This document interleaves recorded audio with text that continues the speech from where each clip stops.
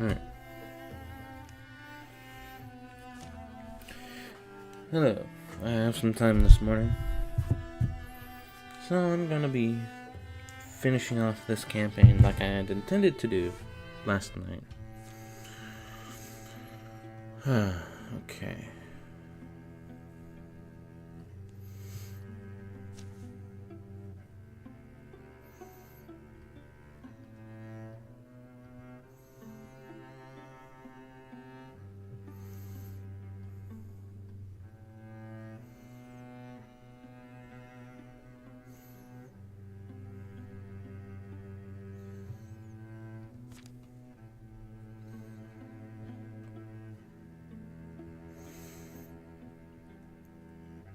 Okay, how do I want to split up the teams? Thrixel, Gorgons. Thrixel.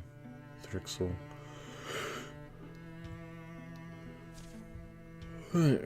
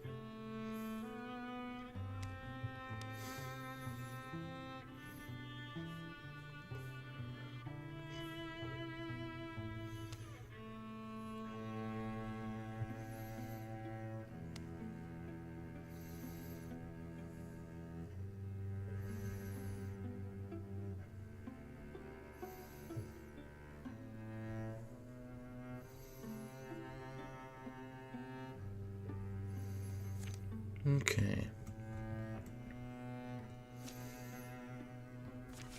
Here's how I'll split it up.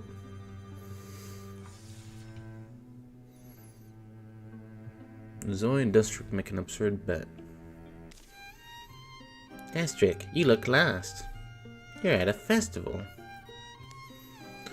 Honestly, I'd rather be anywhere else. A forest, a cave, the inside of a shark. Yeah? Well, you don't have to stay. But, still trying to do my part. Community spirit? Right, yeah. A game of chance then? Might be stimulating. Later. That was downright uncanny. It was lucky. Honestly though, do you have a secret? I've never seen someone roll that well. No secret. I get on these streaks sometimes. Cards, dice, coins. But now you mention it, I just wondered what would happen if we were to just pick a direction. A direction? Just pick a direction and go. If I'm really on a hot streak, well, I bet you we'll find a magic item somewhere. Magic item? Seriously? No, but we can't leave now. I have to spend my winnings.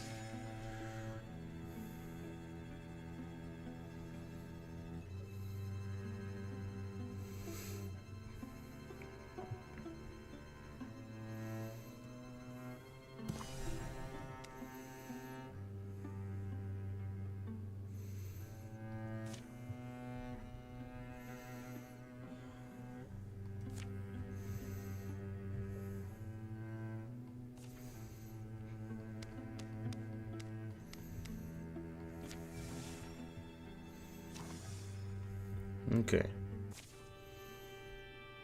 Out of the rain. Pouring out there and lightning, you were right. Stormy, he says. Unfortunately, not unexpected, was it? The way to Doublecorn index Doublecorn follows dead roads, long wash to chalkstone, wheel scars and memory. Uneven fields beyond the scourge get swampy. Especially in summer. They slope down into a network of brown lakes and bogs.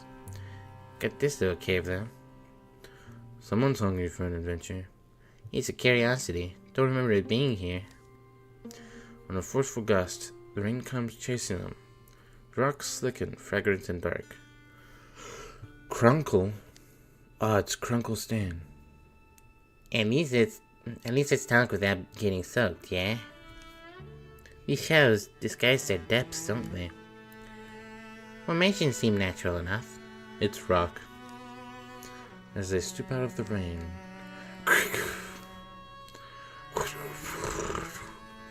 The world gives a tectonic shudder, and from outside, obliterating the rain noise, comes the clatter smash of dropping rocks.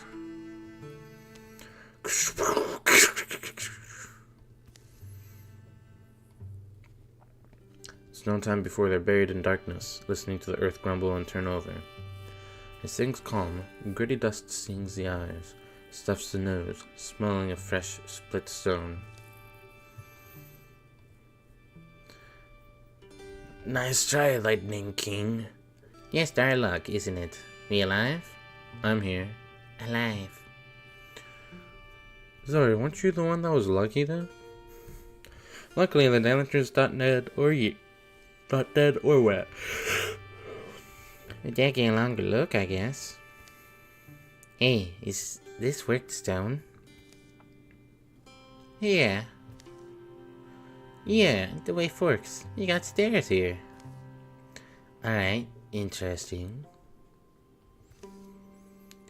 And this is looks random, but some other passage. Cold draft from there. Very cold.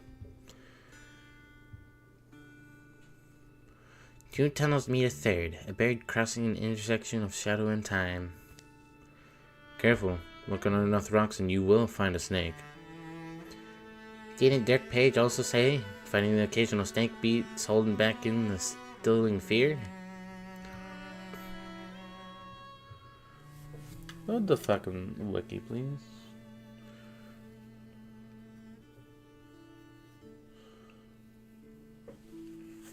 Now I have to fix my hair. Alright.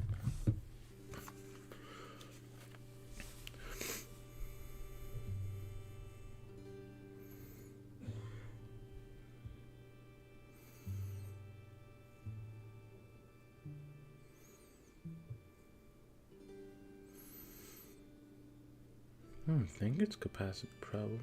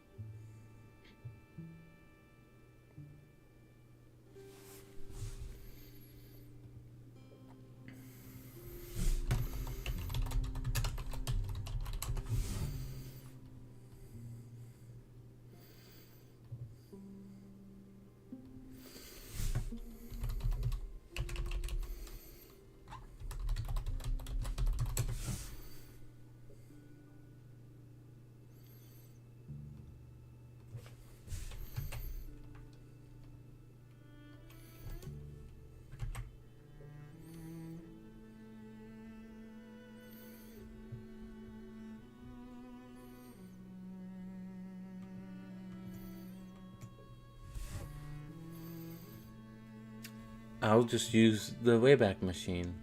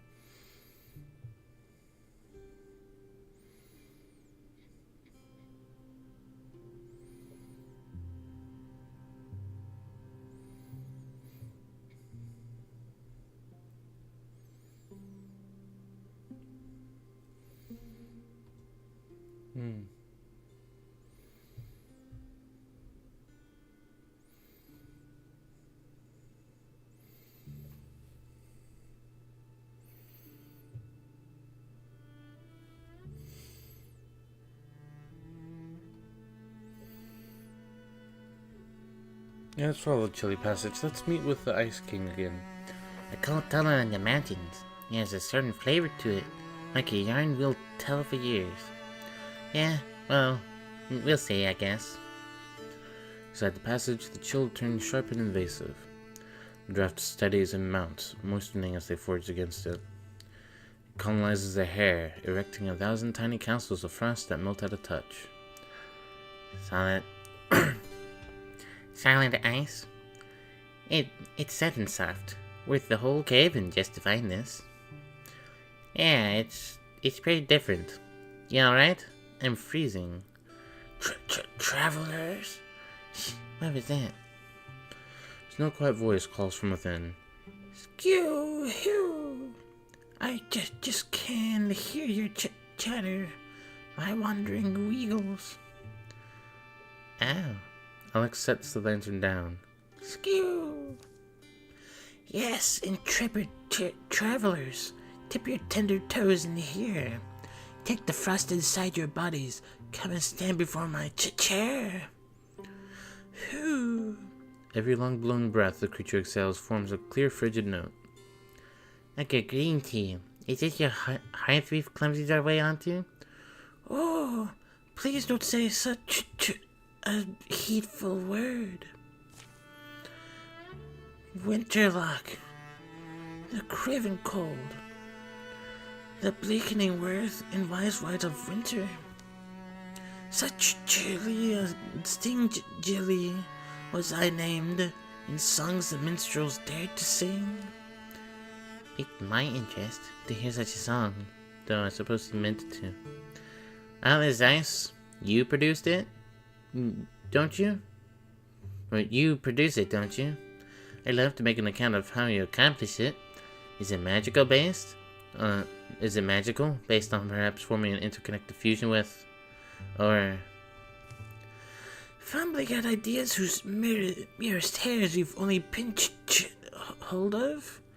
My nature is cold beyond all crudities of what you'd call magic.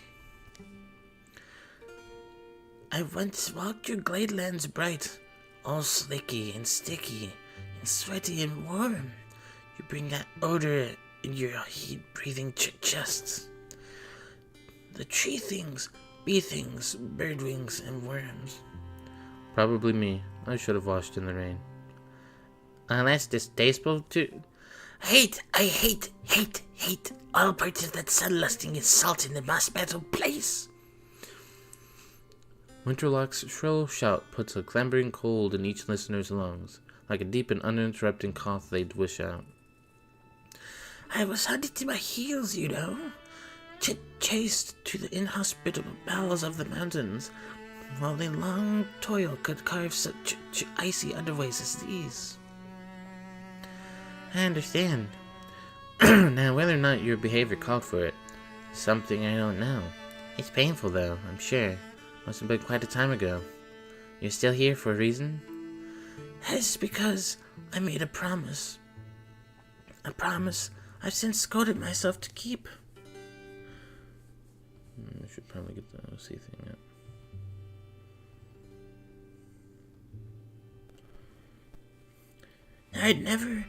That never had try my loved and only life there, where gold's called Collis, and an ember coddled and cupped. I swore to stay with my stratified eyes, my lovely and long-boned eyes, until such time as I might walk again behind the whitening wind. And should that meltsome world one day drip molten drops upon my chair, my shield, my trusty shield, I would raise high, and with it smash their heads. Winterlock advances. Alex reacts with force. No, get away! Fainting high, she goes low for those tall, skinny legs. Thunk. People used to be so frightening. This chunk of ice is mine now. Your shield, you called it? Live on and make yourself another. Farm your frost, stock your caves. Don't go thinking you're keeping anyone up at night. Quicker we're out, the better. I surprised him. Not sure he wouldn't have killed me otherwise. Not going to try the stairs? What did I just finish saying? The dripping cave entrance has slid partway open, wide enough for them to slip out.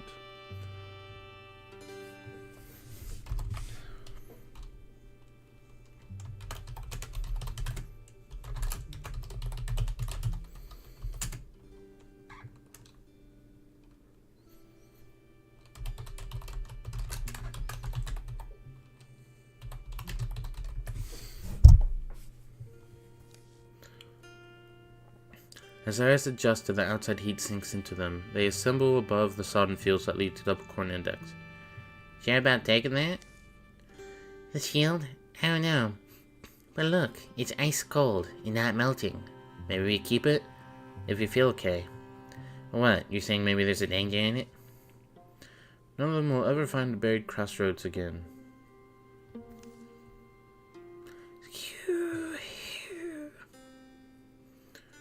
Nice.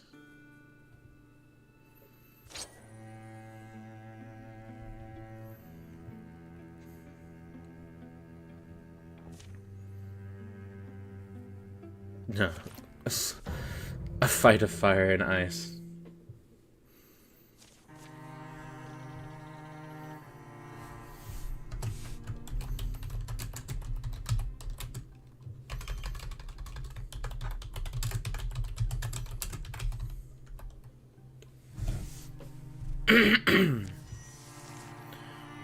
Aren't you supposed to be like...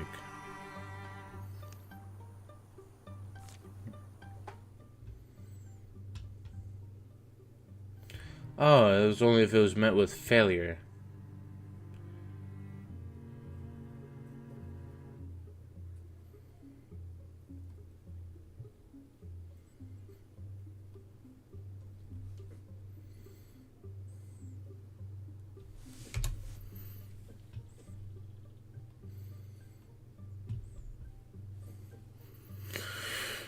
Oh, hey.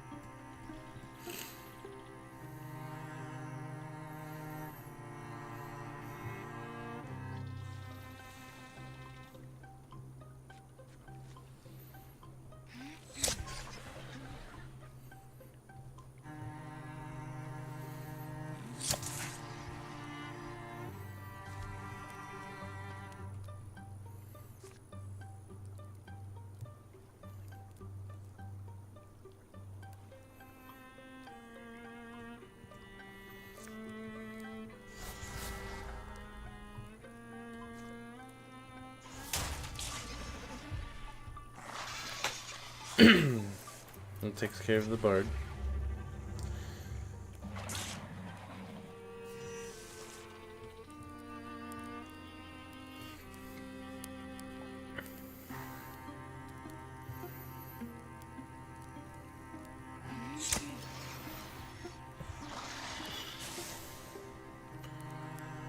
Alright.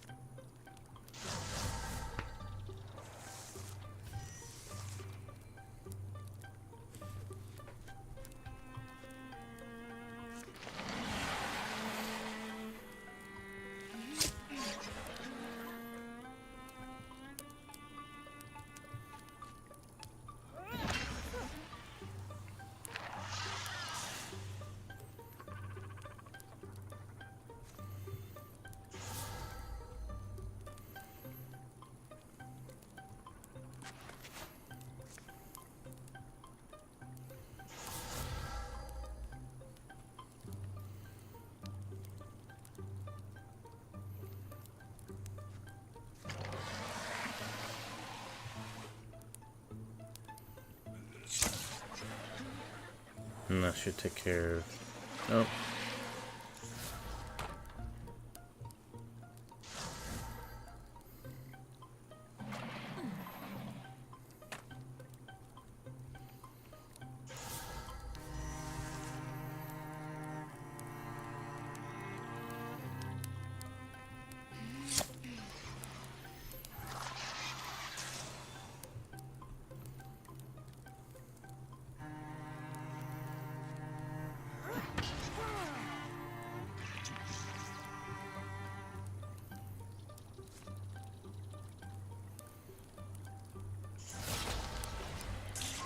Nice.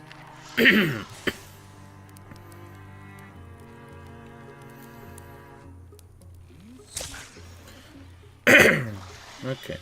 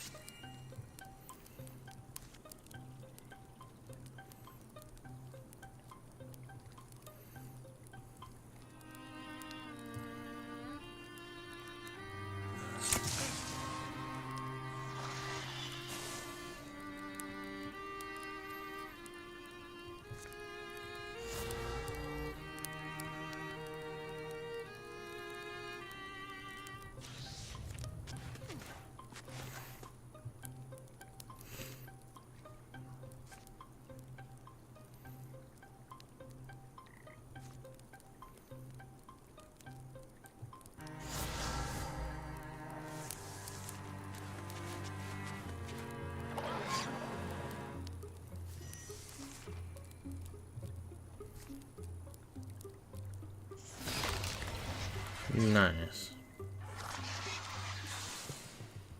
There we go.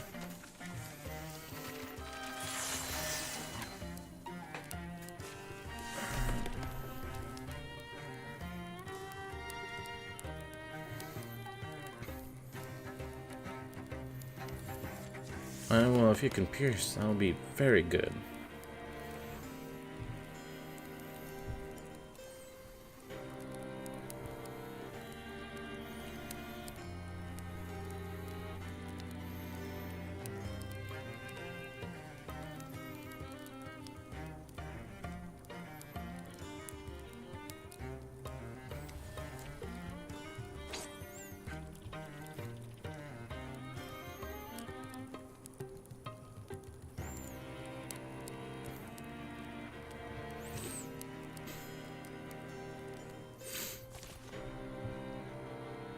Alright.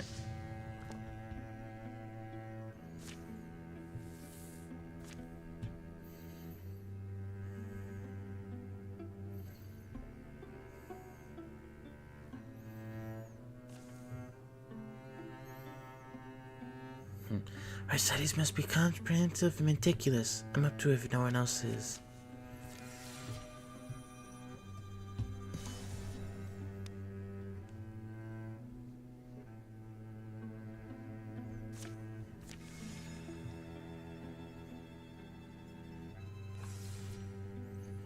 What? Edwin. Zoe, meet Jevanonia. Name is Jevanona, actually. She's got a wicked sense of humor. And a real smart and laugh. Charming. She has a journey to go on, so I offered to go with her. Go? With? Yeah, so here's what it is. My father is captured by roaming Draven. Oh. Well, maybe we should go get the company. A company? No, There's not too many Draven. Oh. Still, it is some Draven, so... And you have captured my whole family. Am I the one reading too much into this? So we'll get going. Then Jevanona says... Name's just Jevanona, actually. Is that negotiable, though? thump. Is he serious? Hold up, at least take me along. You wouldn't mind, would you, sweet Edwin?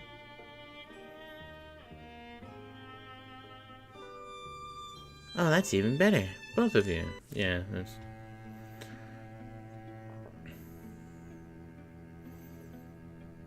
Yeah. Hey, wait. Where are you guys going? Okay. Found the most secrets unravel best in silence.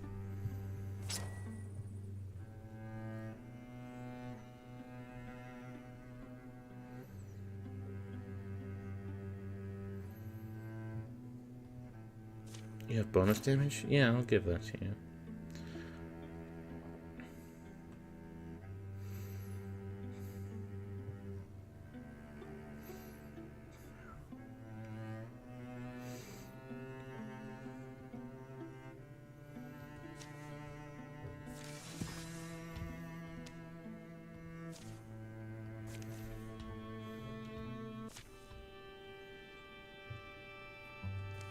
Dreams and bones. Ainley? Oh yeah, last night before I went to bed, I did check. The Elsie here was definitely a different looking character than the one here for me in my previous save. And also, I've only apparently played this campaign once. But yeah, the Elsie I had in that one had the hair that was all smoothed back with the headband. Oh, look, maybe. Can't explain why the wind's purple. But then there's a locket that can't be What? Oof. Might be worth entertaining the possibility that this is a dream.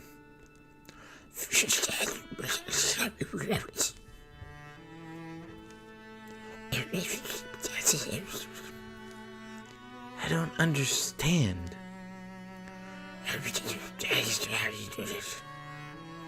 Two cold memories floated into Elsie's head, fashioned of bones and long hidden. But as the figure began to fade, so did the memories. If Elsie concentrated, she could hold on to one. Spear.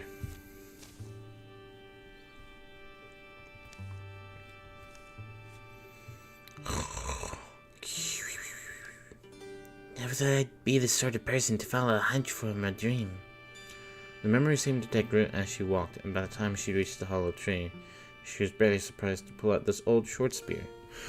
The old short spear. Elsie! Oh good, you're not dead. I found something. Is it historical? Look at it, this thing's made of history. Probably not the pleasant kind.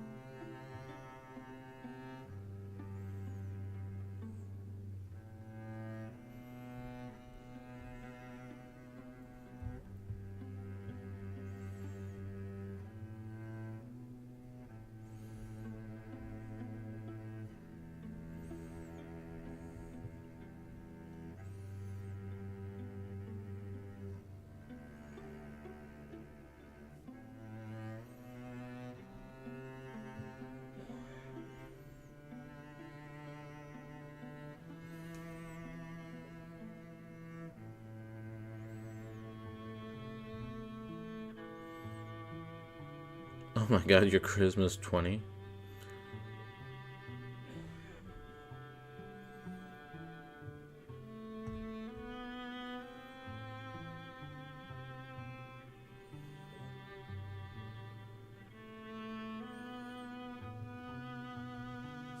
There.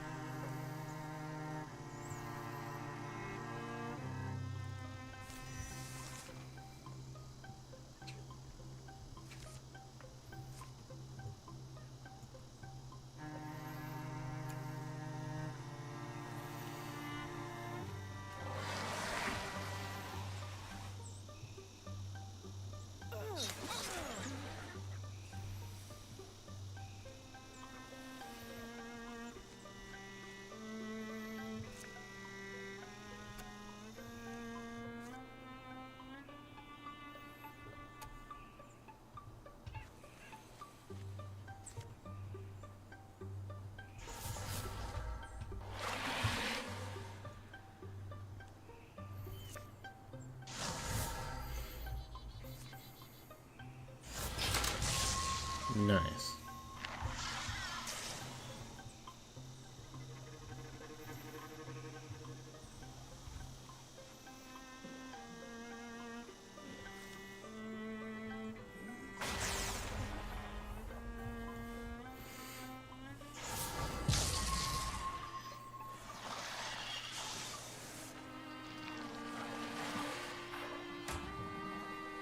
Nice.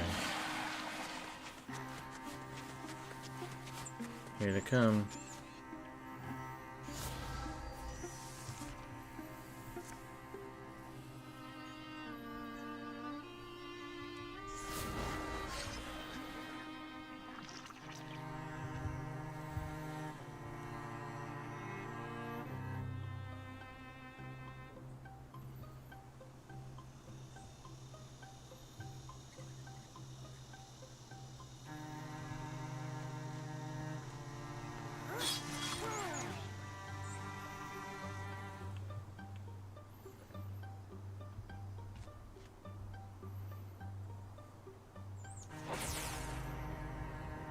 Man, these things are just fucking blocking it.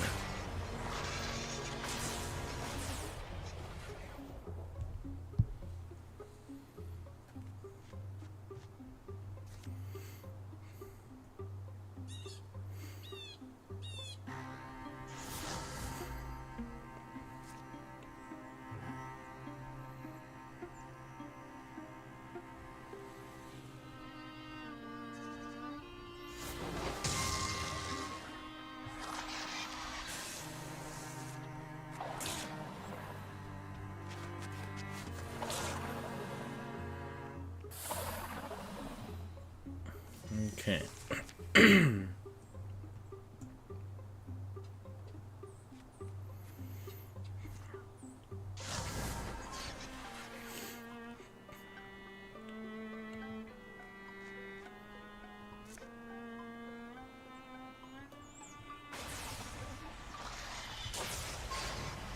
Nice.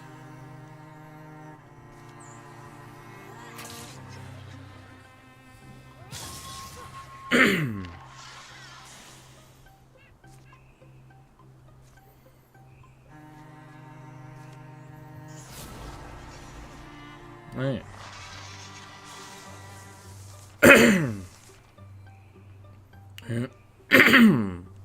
Now we just need to figure out where the hell they're coming from.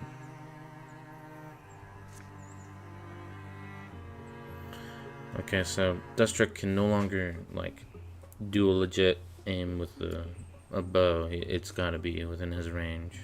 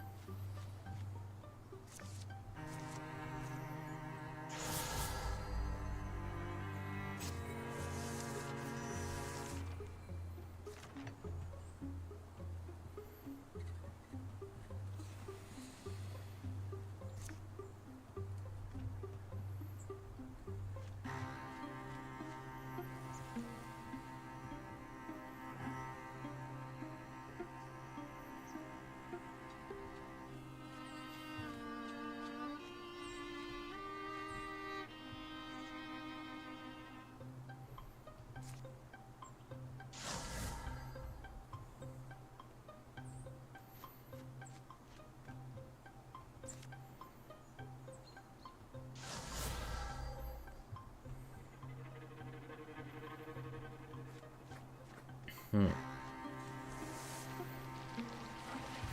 Wait, it was in there. What?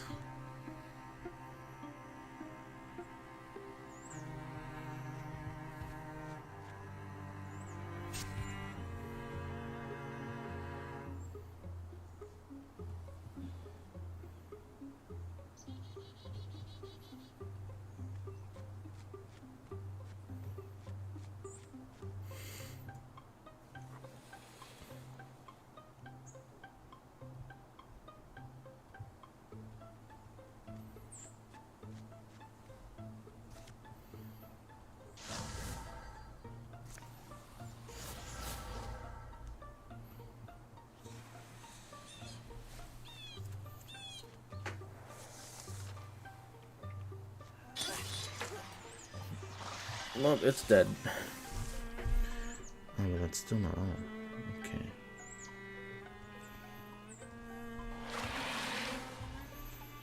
Here you are.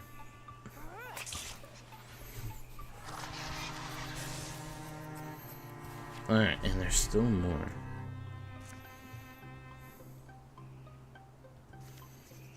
Might as well just fucking move out of there.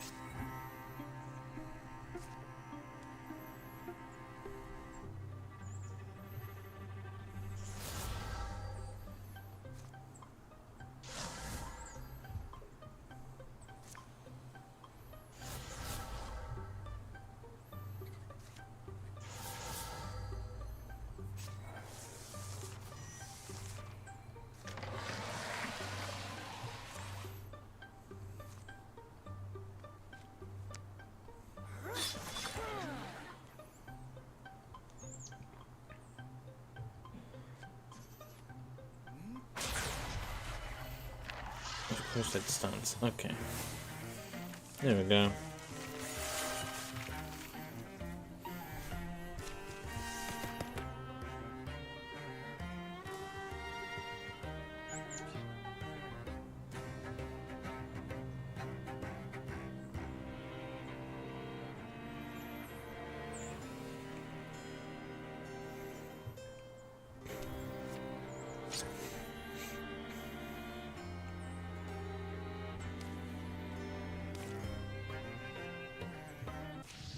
Alright.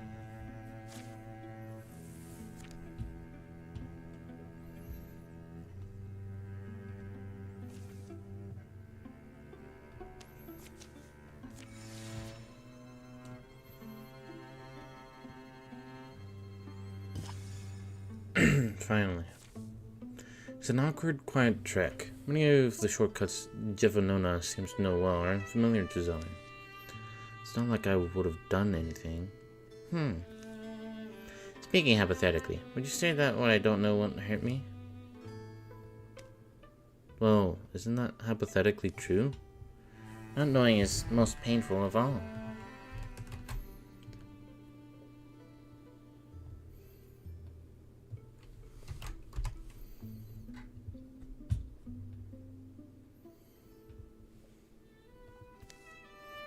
You're here.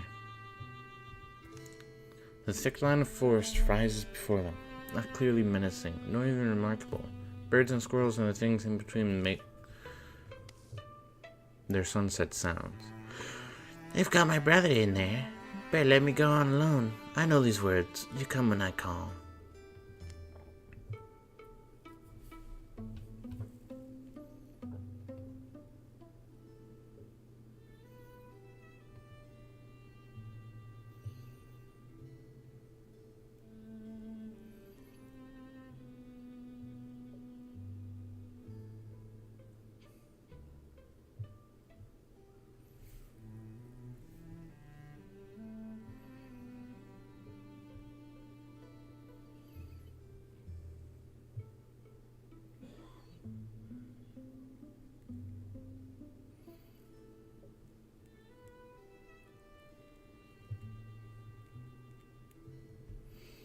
Okay, well.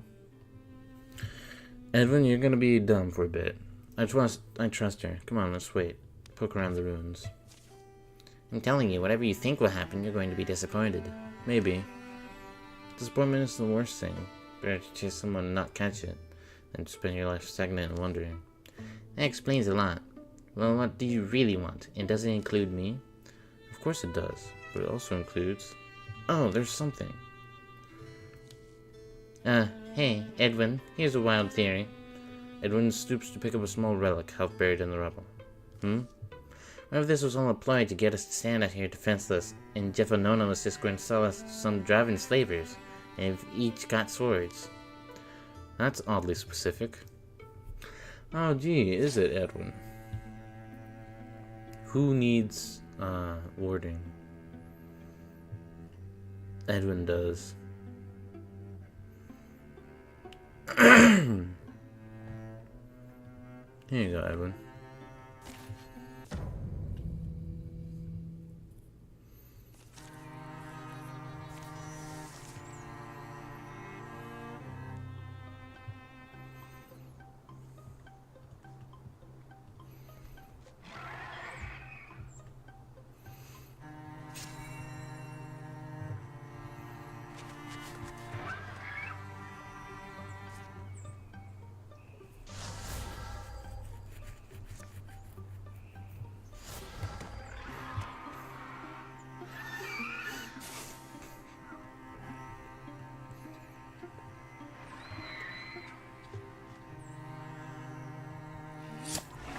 Nice.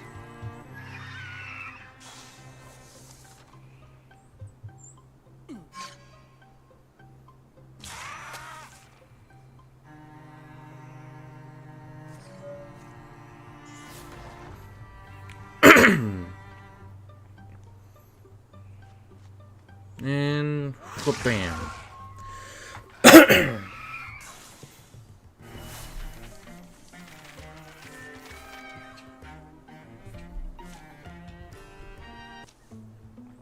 Low mood fox their otherwise cloudless return, but last evening a storm welcomes them back to Crossing Stone. I suppose I'll never really be happy. Edwin. Happiness isn't everything. There's wisdom, knowledge, truth. The best way to learn, to live, is to experience all these things and emotions. Admire that in you. You live fully. Oh, Zoe, you're hopeless. I am? Thanks for standing by me. I'll stick with you too. With plain old me? Of course, for now. Edwin, don't be a dick.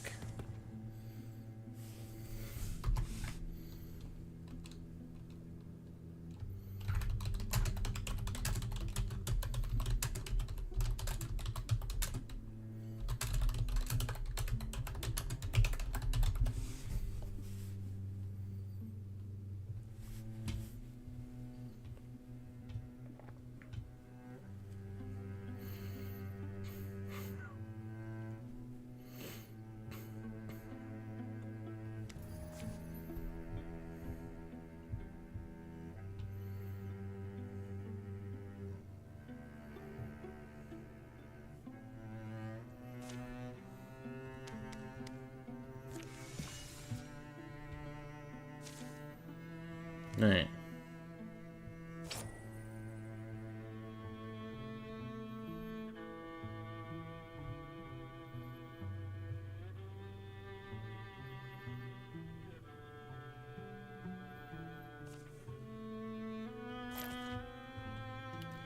He now has rhythm.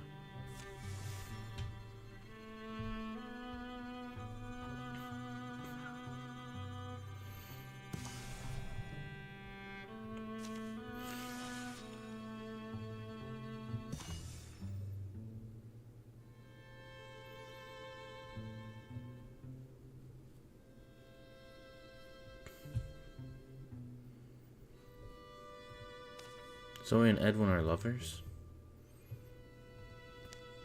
Oh, it does increase, right, okay. Pony Opens is a sparsely peopled plainland, but a famous roadhouse does call lonesomes across the prairies, together over mugs and potato plates in a greasy common room. The company makes a stop at the end of the trek. They're out there, Edwin and Alex.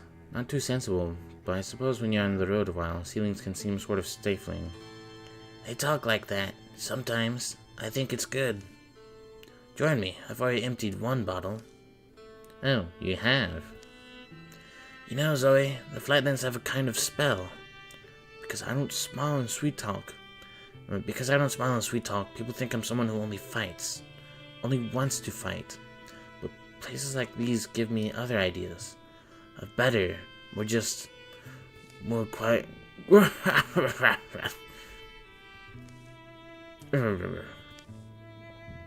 Hank? Hey, Hank. Just an unfortunate resemblance, or? Ferret, jeez. Hank? What I was going to ask for someone for was a pencil. You good by yourself? Hank? Wait, what? Oh, look who's here, shiny as a pickled corn. It's my own dear Hank, all grown up.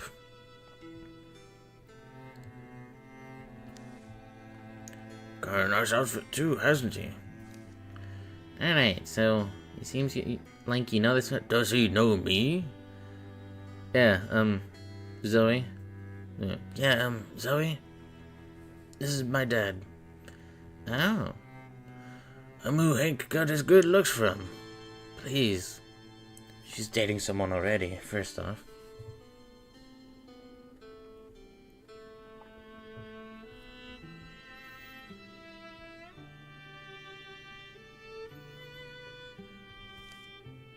Want me to leave you two to talk?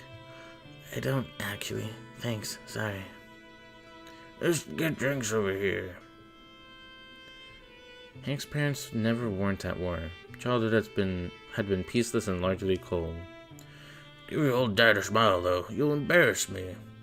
What would I smile for? Hank? Okay, I get it. But see, your mom and I, should I prepare myself to be thoroughly unshocked? You haven't heard me yet. We split. We're done. I'm out here on my own again. It's hoping we finally figured out how to leave each other alone then. But I know you haven't. I'd rather sleep in the fields. Always things to see in the stars. Wait, boy. I'll go. The tide of memories is always there, biting and raging on a certain shore of Hank's mind. Memories that could rise... What the fuck? Memories that could rise to a road of safe places, toppling the good things he's made. Whirling skirts of his mother, spit-flicking lips of his father. Memories of them leaving, convincing their son, if not each other, that this would be the final time. Worse though, the times they'd come home and make happiness seem possible. Drinks slide quiet over tables, spoons softly settle in bowls. The voices of other patrons have gone sharply silent. I'll go, I said. I know I don't deserve to show up in front of you. Only... listen to my mouth move. 2 minutes, and I'll let you be. You and your friend here? Your lover, is it? Eyes are bright above the rims of raised cups.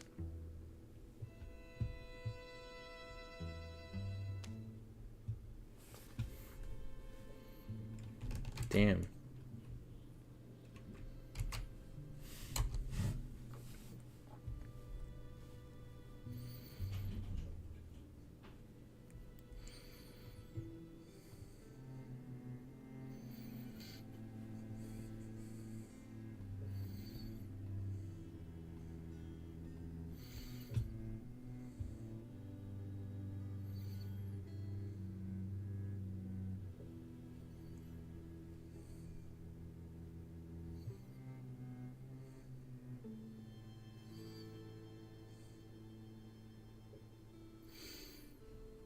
I mean... No, let me leave first. You owe me that. I already gave you all the chances I could. So it remains just that way with Hank and his father. Hurt is a thing we hold on to, much firmer when our happy memories are dim and few.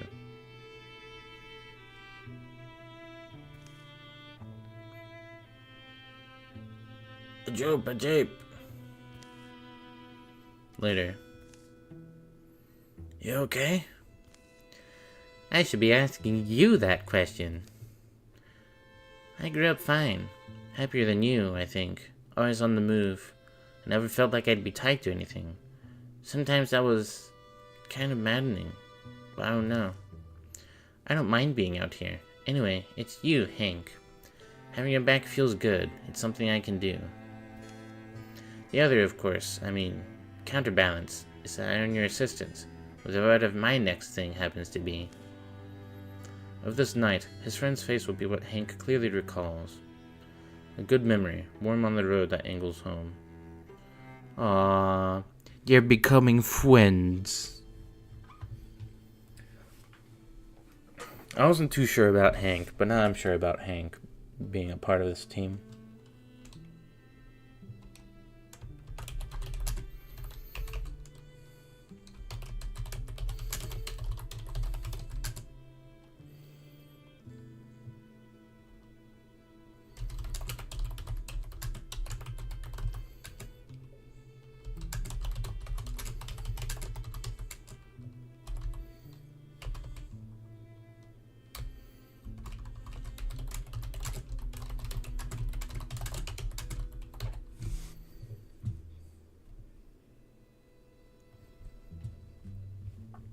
Look, I probably would have gone with that choice anyway, no matter what the outcomes of the other ones would be, because, stab through a fucking vase.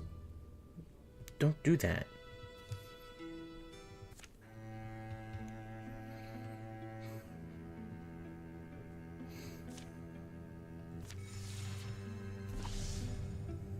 Nope.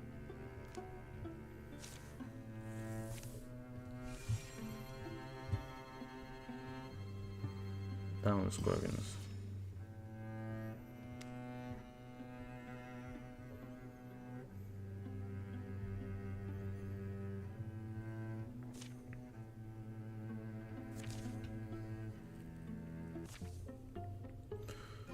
Mind wiles. Keep going, Margaret. Keep. Almost. Here.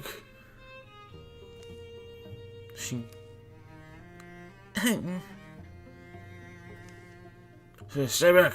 I know how to use this. Swords were never particularly complicated, I thought. Also, you could look at this guy. You think you could take him on? No, I don't think so. Take it easy. Take it easy, RB. Hey, Ainley, you good to get up? Yeah. You can put that weapon away. You first. Oh, I'm sorry. Here, let me just dislocate my arms. How's that sound? Do you have to do this whole thing? Makes you look silly. I can't exactly disarm very easily. Well, shit, the game keeps making my jokes that I'm making. I can't exactly disarm very easily. But to the point at hand, we're not here for you. We're out here chasing Thrixel. Thrixel? Huh, we're a bit late. I just knocked past all of them. The webs and tricks. Simple stuff. I see. And that's why you're running in such a panic? A panic? No, I just... You'd all do better talking over a meal. Come with us. You'll be safer. Me? But... Do you have beer? Whiskey. Oh, we are on the same side. That evening, the man spells a story. Morgaine Folkwisp is his name. A treasure hunter. It was a miner who commissioned me to retrieve a necklace, a family heirloom, I guess it is. Think he left behind in a rush? It's not easy country. The mine's tucked in there pretty deep. It's where the trouble's kind of centered, we were told. Place got infested by the bugs a couple weeks back. You claim you got in and got back out? And didn't raise an alarm. How did you manage that? Can't you guess? Sure, I bet it was... You made bug sounds and they thought you were one of them, right? It was the ventilation shaft. Okay. The vent? You, what, tied a rope? Mm-hmm, and I'm about the limberest man my age you'll meet. Could we maybe try the same thing? Is it difficult to locate? Want me to draw you a map? Sure? Oh, yeah. Probably be good. Oh. Well, so if you think of what a mine looks like, it's right on top of that. I see. Sunrise. It's there. Use our vent. It's good. Let's keep our voices down. Scramble down rock faces, quiet as they can. Mountain smelling mist helps deaden the sound.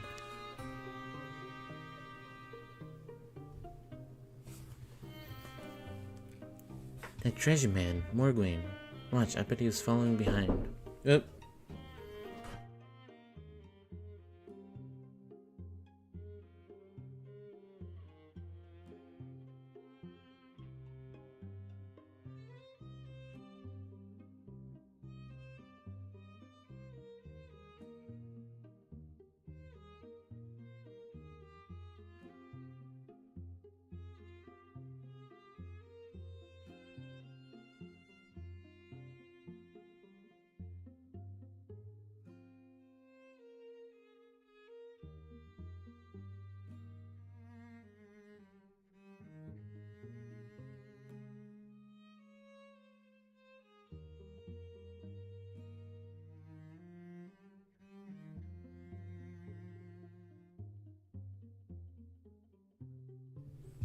Alright.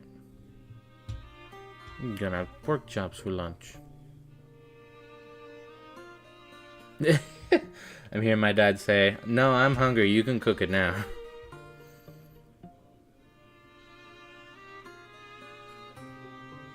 Yeah. Watch, I bet he's following behind, fixing to loot our bodies. That's why I tell you, most people would rather help than hurt. Just don't change their minds. As they assemble there, an eerie echoing skitter sound escapes the mine's throat. How do we want to do this part? The keeping Ma part? Well, think if we plug that vent, we can make them find out here. What would that? Maybe I have to be quick, but I think it can work. I'll make it a decent seal. Throw me a couple of your blankets. It's a bit of a climb. Good, yeah. Another thing is dry wood. I'll collect some. Others can too.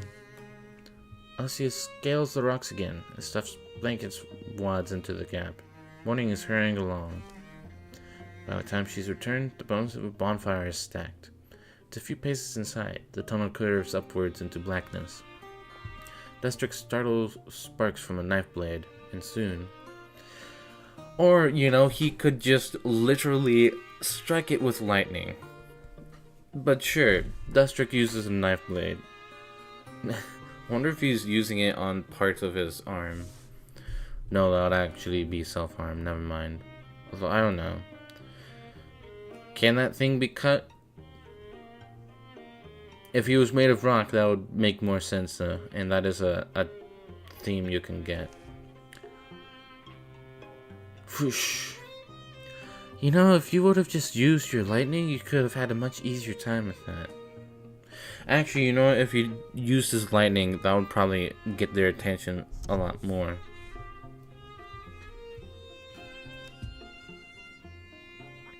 Waves of smoke wash within. Won't be waiting long.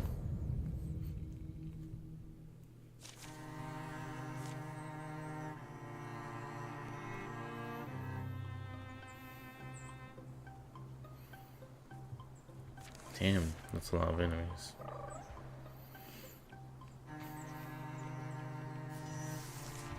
Of course it's traveling in there with the heat.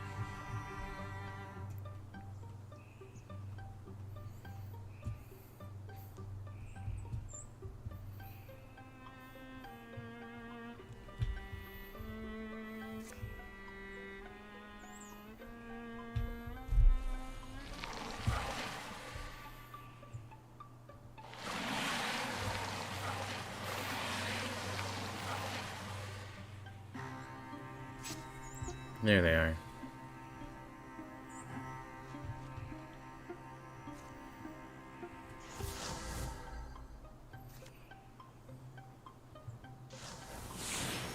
Damn.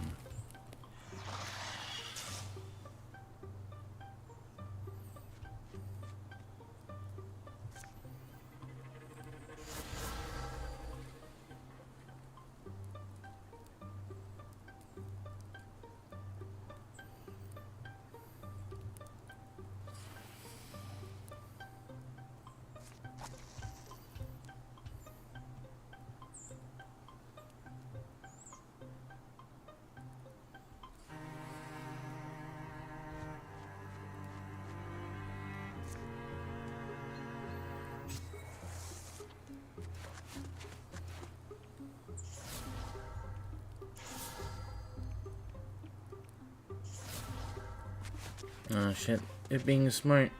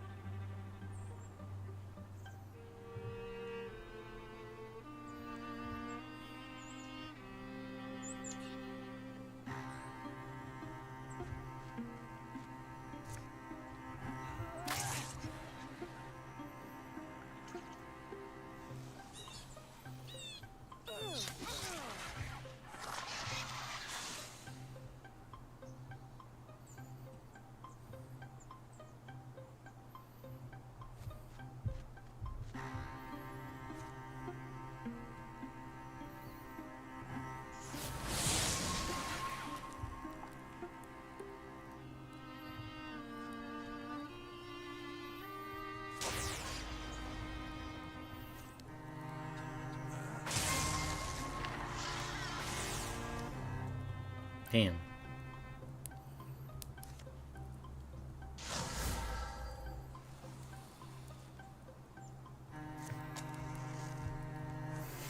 We're gonna keep this fire lit up. Alright, that thing dies. I thought I was gonna walk into the fire. There's everybody else.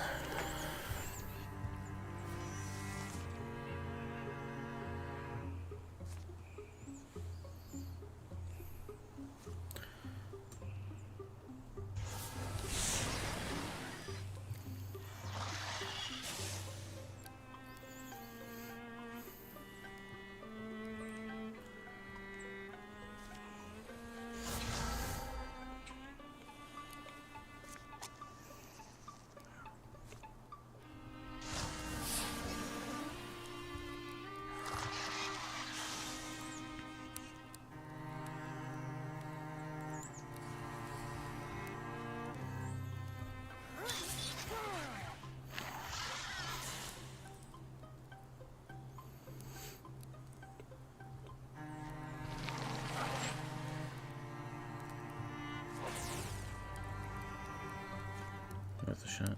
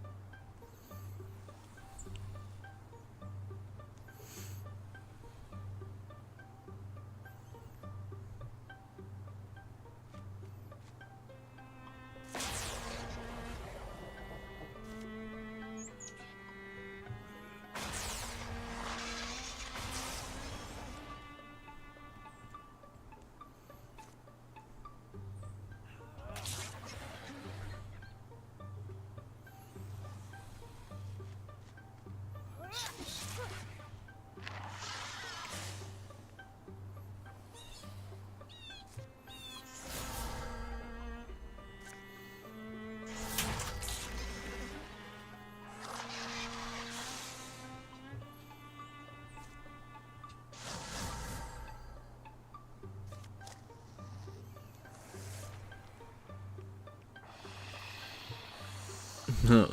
What? Wait, why did you do that?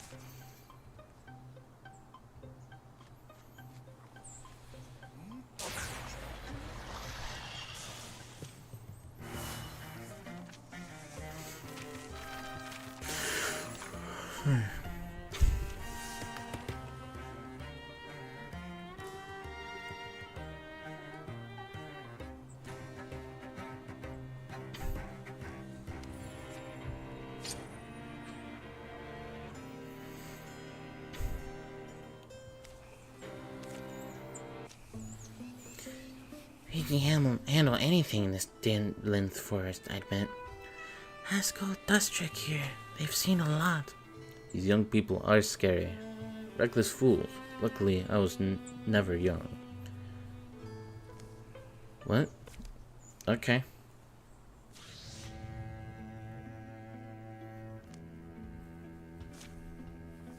Oh no.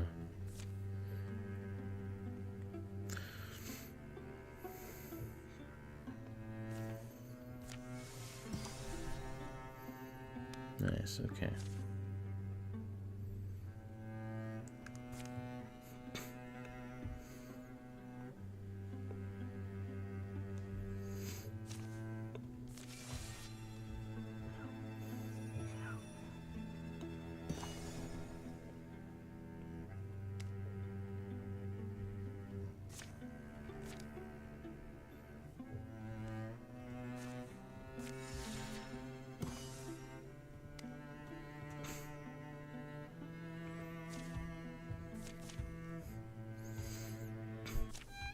Alright.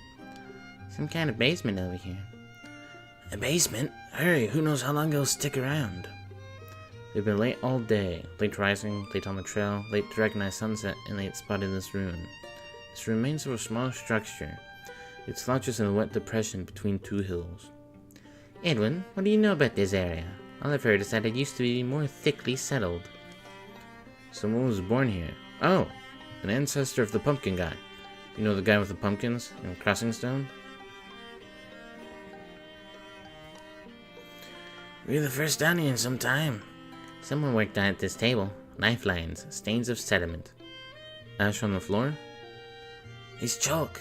What are these hash marks? And what's in the box? Remember there's that verse in Opal Night when Spira comes to the Umber Lady's Hall? Past the opened portal, shadows packed like ravens plumed, dimming all discovery, sharply darkened, darkness doomed. Spira's spark like shimmered spent, snuffed, dispelled, left all engloomed. This place isn't like that, I guess, but nowhere's poem perfect. The Umber Lady's Hall. The Umber Lady. Yeah, those were my favorite parts. The box is puzzle locked, if everyone cares.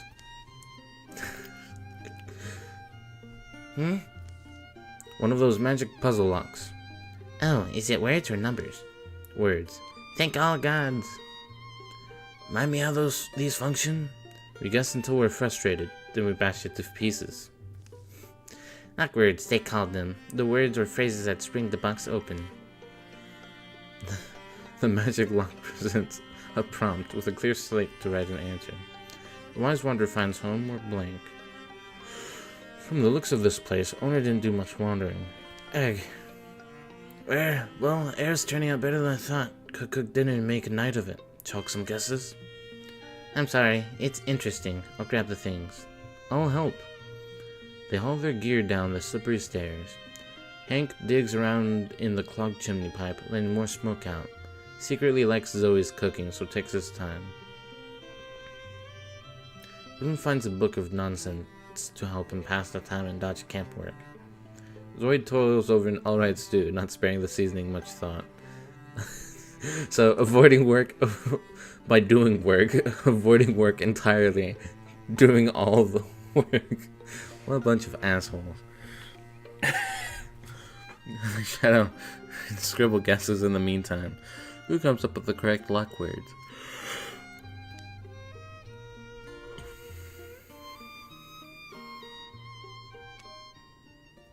Edwin.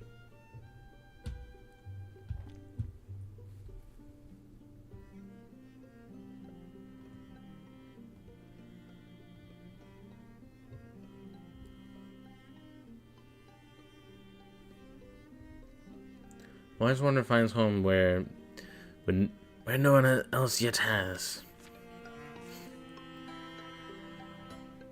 Click. Well, alright. Here y'all are. Here y'all are. Searched up and down. My scouting trip got cut short.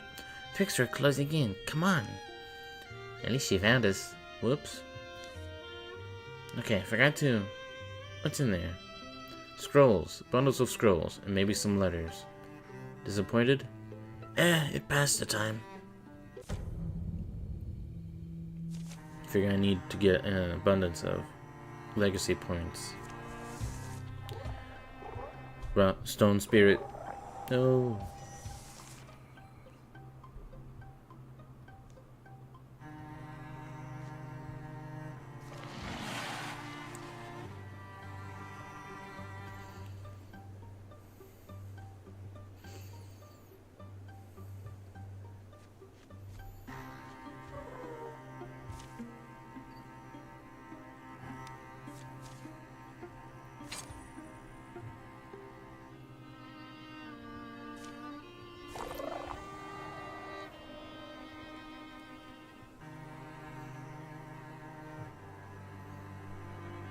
Damn, okay.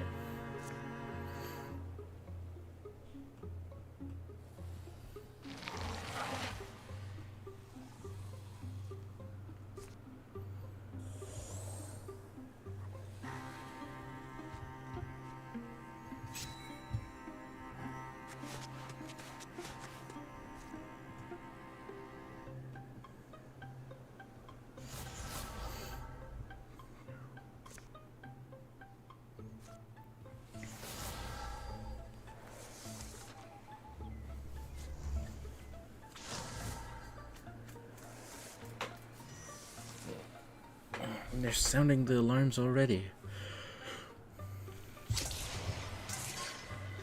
Nice. Almost one-shot it. Oh, it divides how much health the big nightmare has into the remaining 2 nightmares. That's kind of cool. I don't think I noticed that. So, if you want to deal with the nightmares, you better make sure that you can kill it. I wonder if they can split into smaller ones.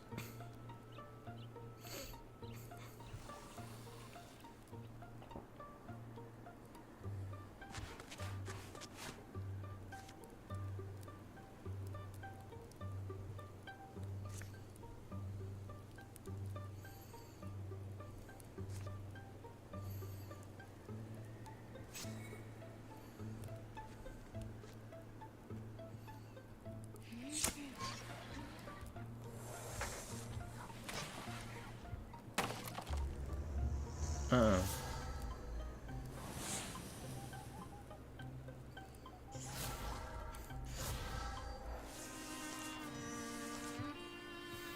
Dumbasses.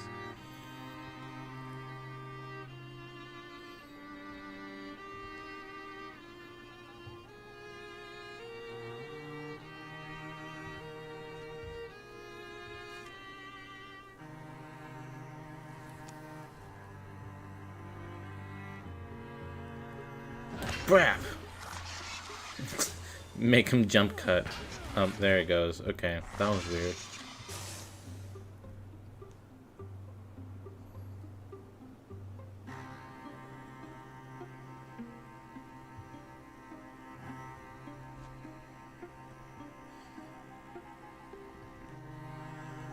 That thing still has poison.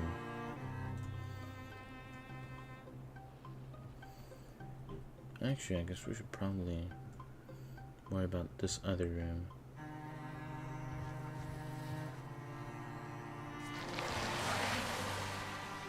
Yeah.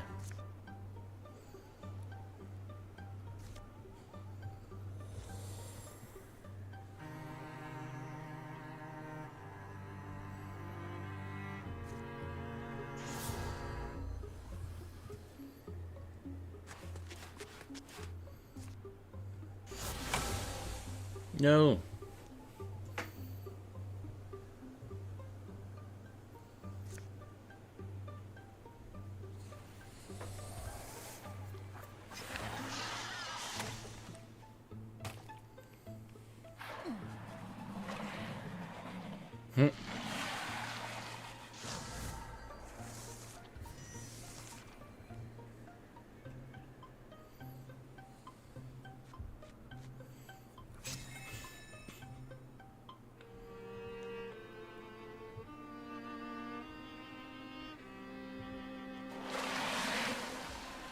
Uh-oh.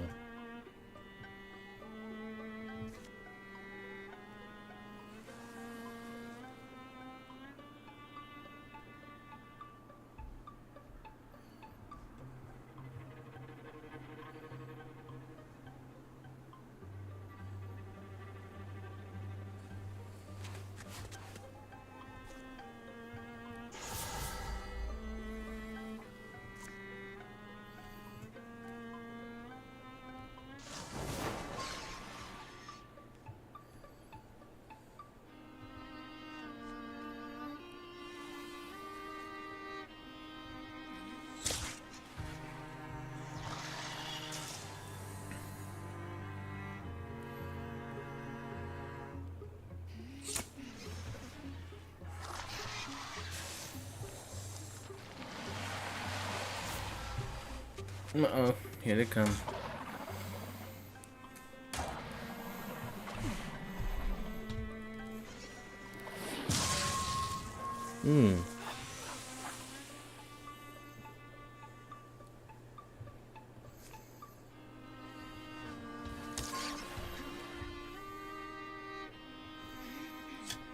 Damn it.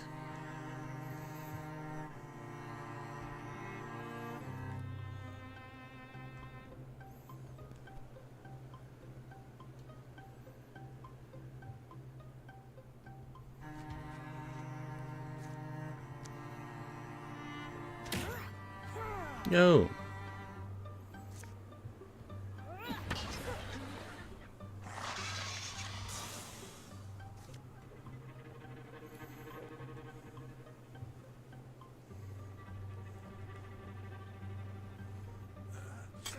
Fuck.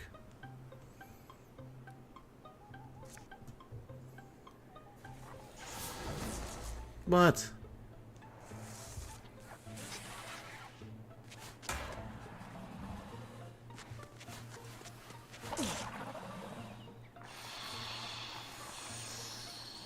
Yeah, this Dreaver is actually acting smart.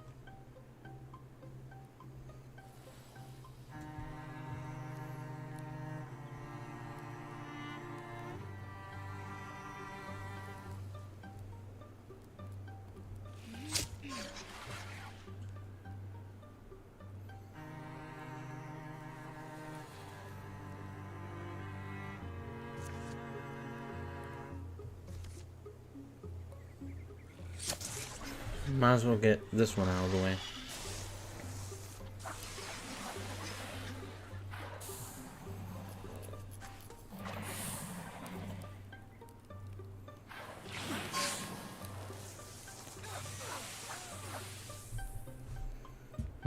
We need to kind of solve this quickly.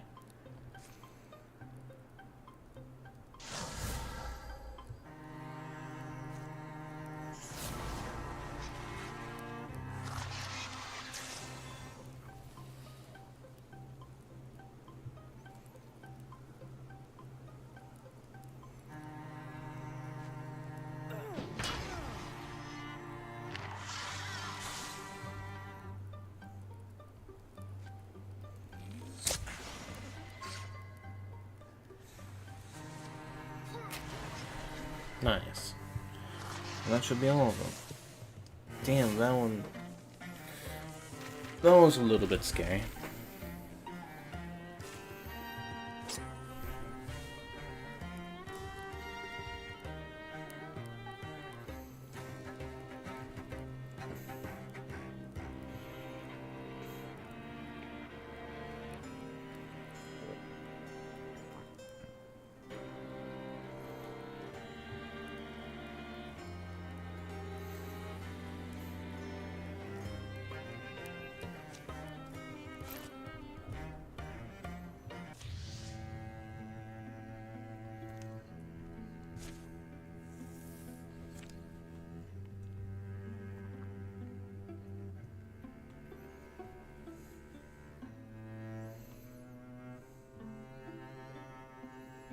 Morthagi.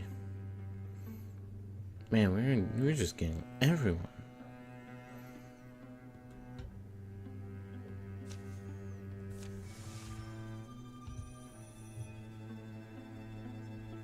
Yeah, Alex almost fucking died there.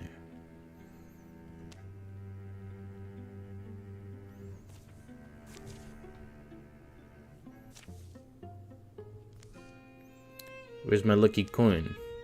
Can't be that lucky if getting itself lost.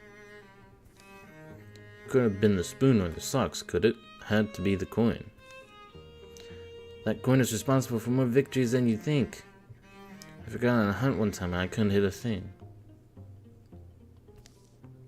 You know, friends help friends that look for lucky coins. Okay, let me just work up the initiative. Oh, is that it? What the? And here I thought Gorgons were going to be the thing that ruined my day.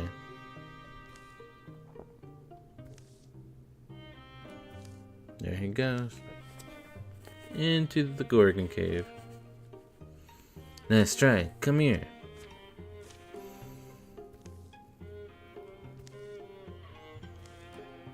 Thought better of it, huh?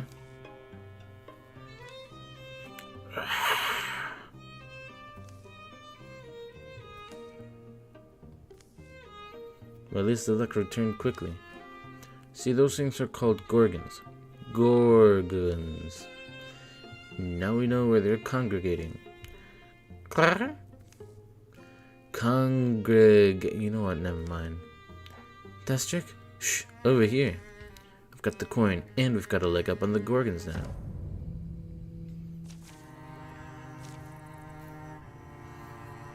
Do we?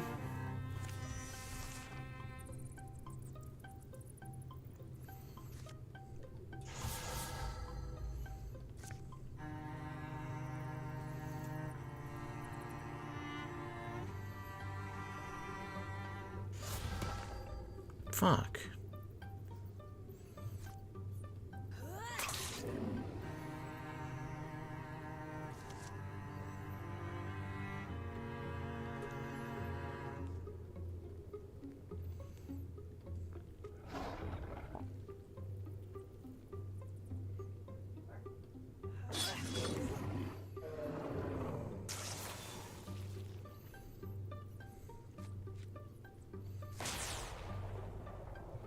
Why are you guys so good at dodging it?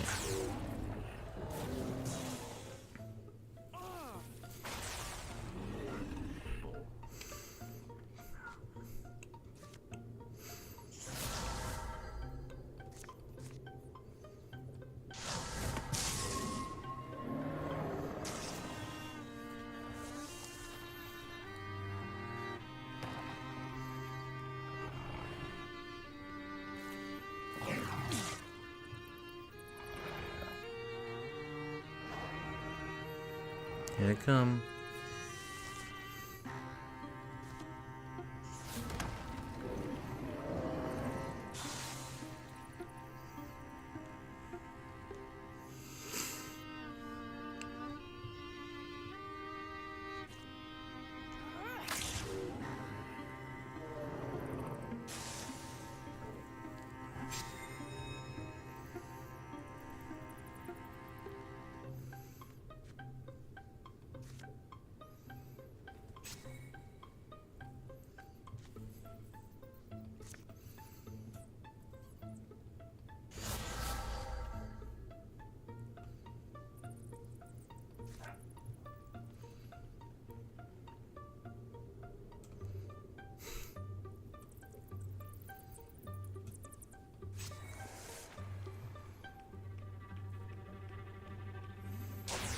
There we go.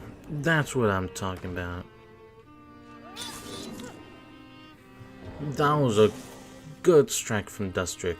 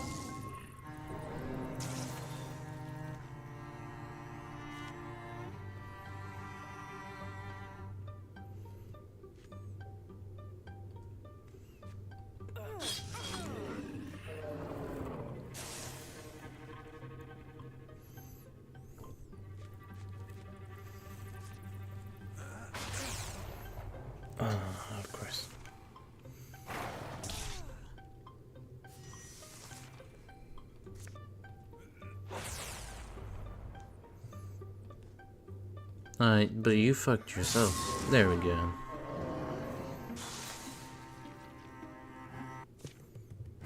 Hmm.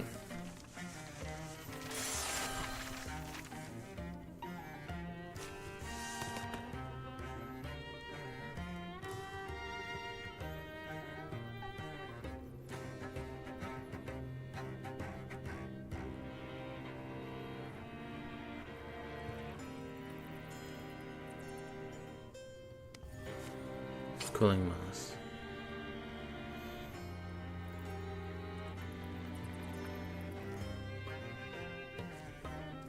There you go.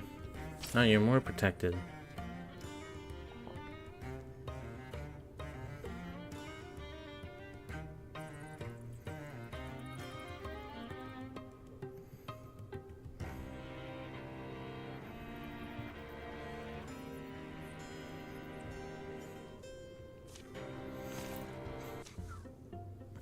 Say you got the coin back? Yep, the little rascal must have had to change it harder and dropped it.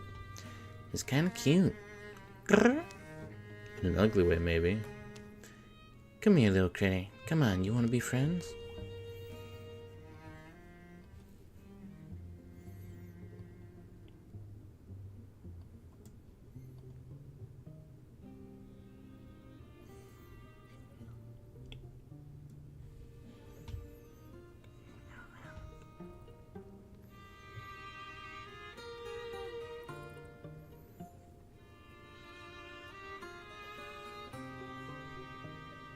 Alright.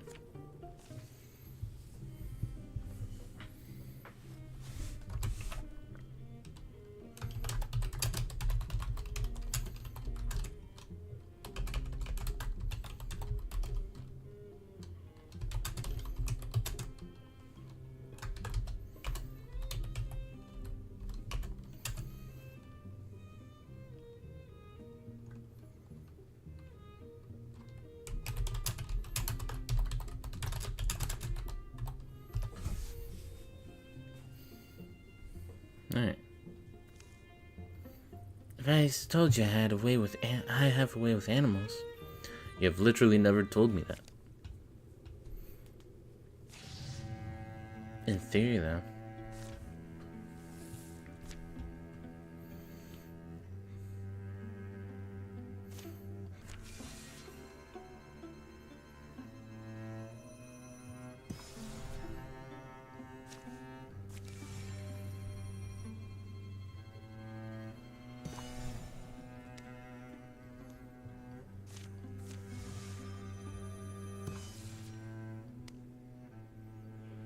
Okay.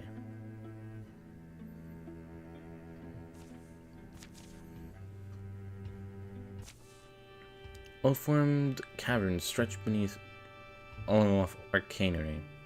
Let's walk closer, right, Elsie? I can hear you looking at everything.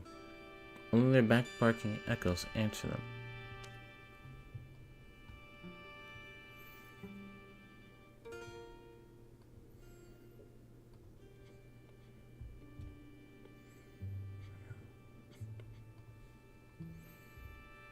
Wait, where's Elsie? Don't tell me she's wandered off. I don't know. I could certainly imagine it. I don't think I catch that woman's eye. Oh well, she's dead. Goodbye, Elsie. They scour their steps for the last sign of Elsie. Ah, this. I found it. Another way. An almost triangular crevice. Beyond is a tight, twisting tunnel. Below them, in the coldening ground, in the fungal glow. It's not as if I can entirely be blamed. They were going too fast for all the things I wanted to look at.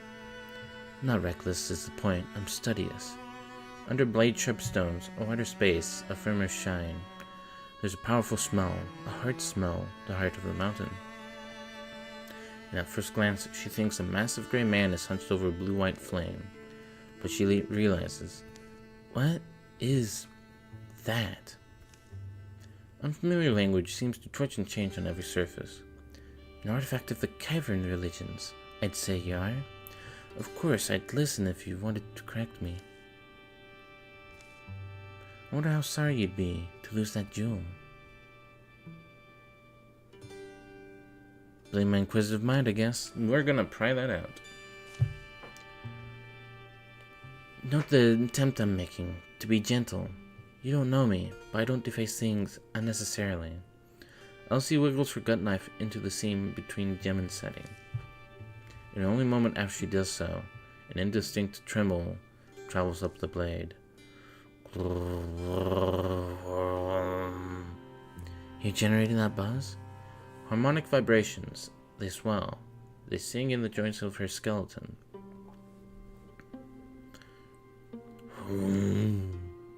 Elsie bends near, lowers her knife. I don't see a thunderclap, a luminous flood. Wet, bloody odor, and the sulphurous scent of fresh split rock. Time seems to pause, and the world fills in with white.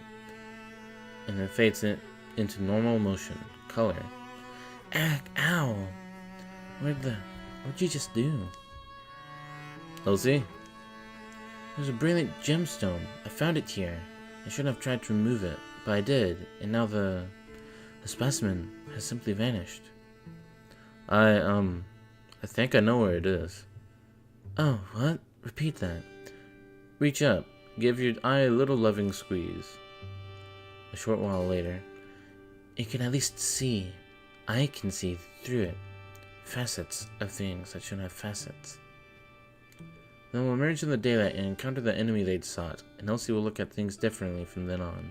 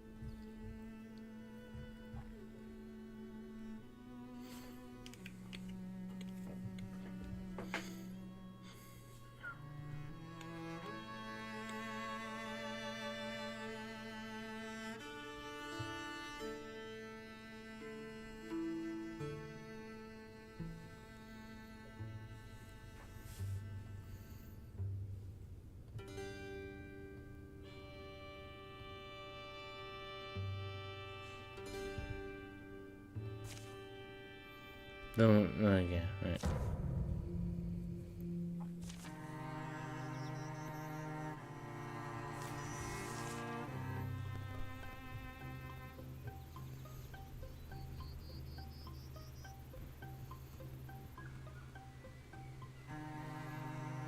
Okay.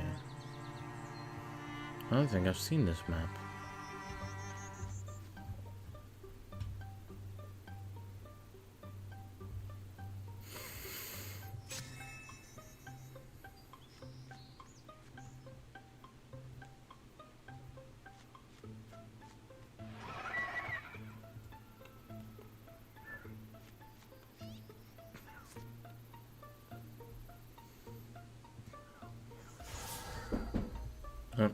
Yes.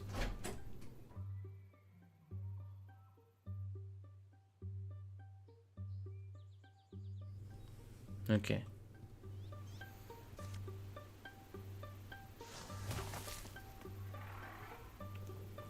Got him.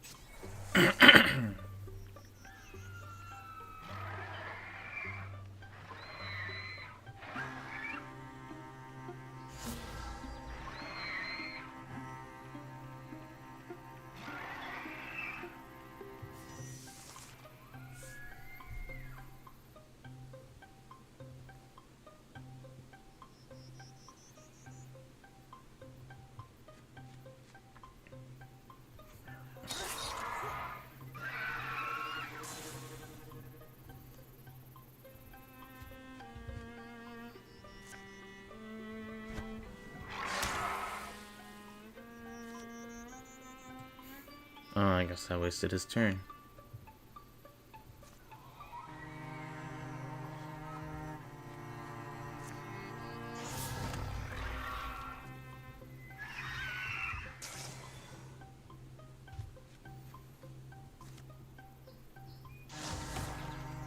Damn.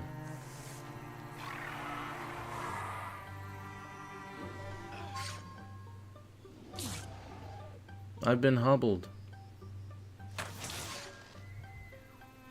They've been hobbled.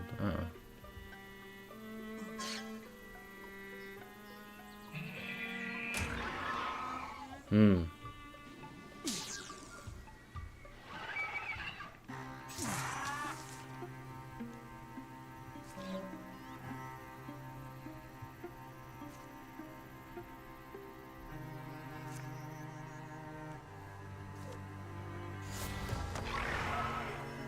Nice.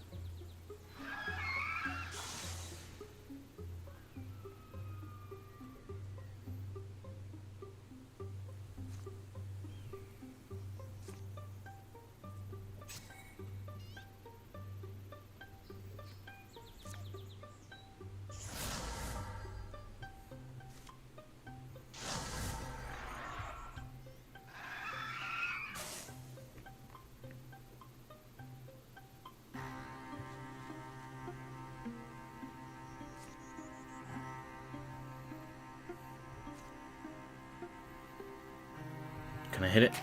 Yeah!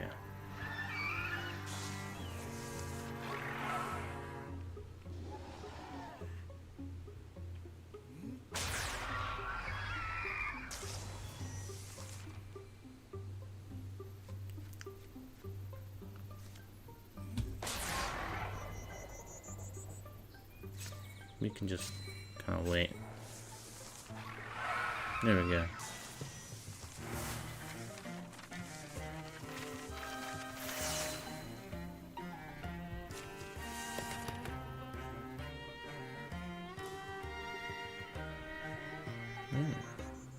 There it is. Alright.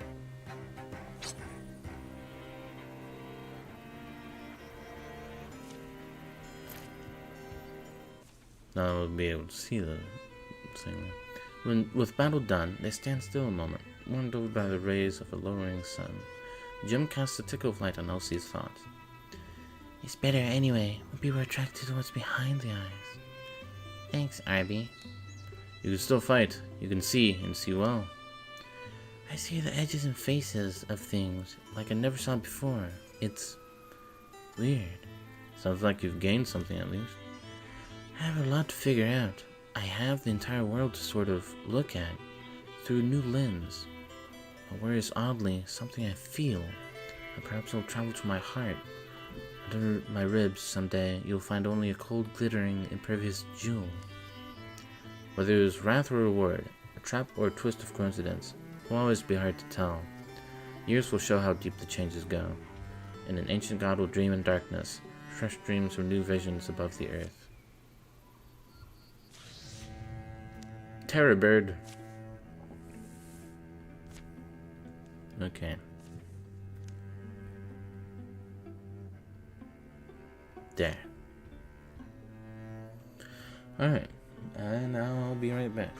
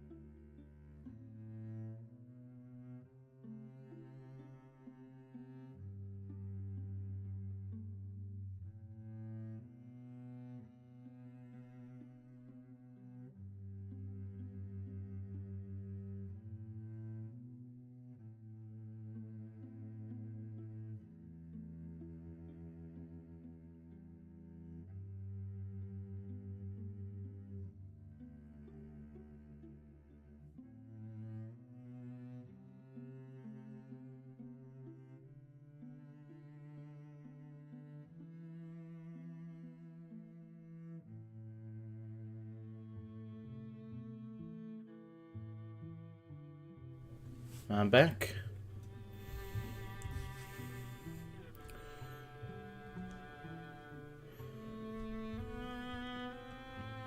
Yeah, sorry, I don't think you'll be able to do that bet.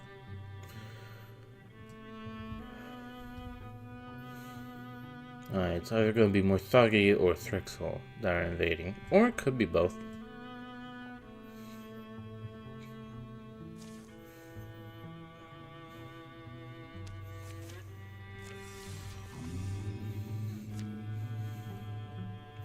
It's the Thrixol.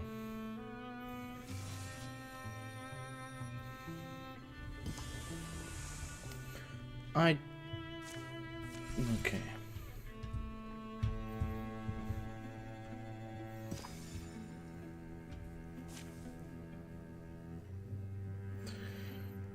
Say the world you never... Yeah.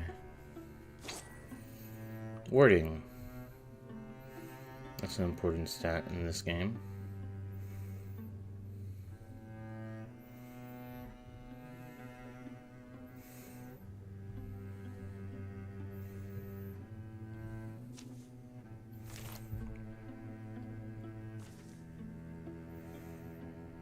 Search bodies, scrape gummy crannies, squatted sort garbage. Hearing sure is glamorous.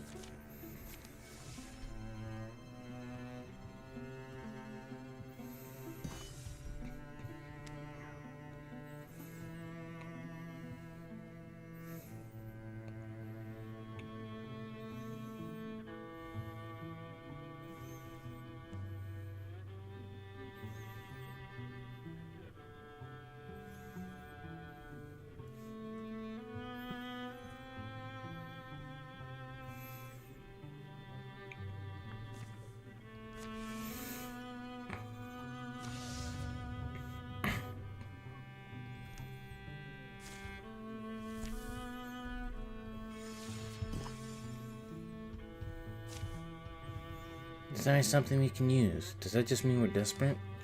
Nope.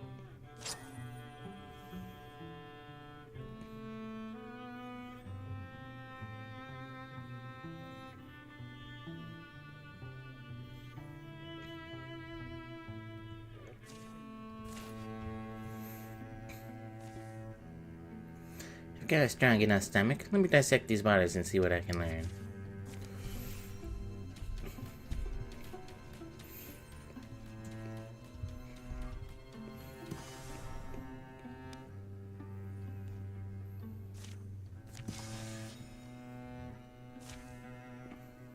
Oh, it strikes me.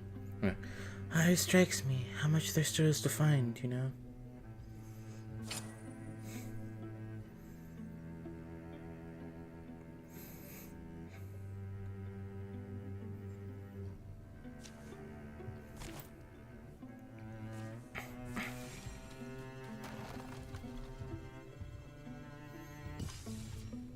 Pulling threads.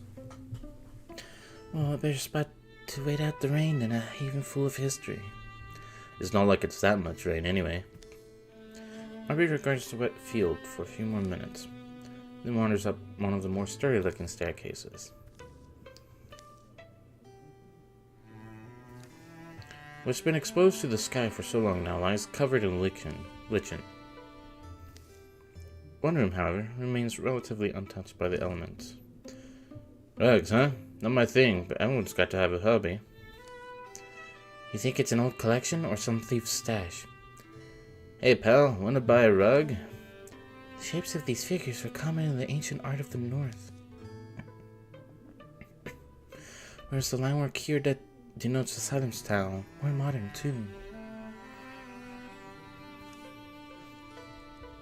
And then there's this one. Oh shit. Hey, if anyone's actually watching, this is an event that gets us a legacy character. The weaving's not like the others. Among other differences. No loom I've ever seen weaves like that. Why anyone would want this in their collection, I'm not sure. Tapestry breathes a shivering aura in then out again.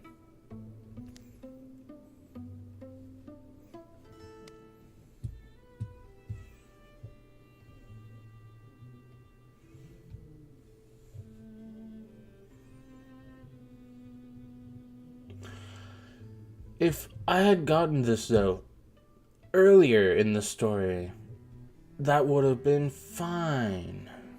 We'll destroy it. You think we should? The thing's existence isn't doing anyone any favors, and whatever made it were clearly ugly. They drag the tapestry to a clear corner and start a fire. The threads seem to shriek as they curl and melt, and a violet smoke seeps off to find its doom in the rain. But after a time, the smoke changes.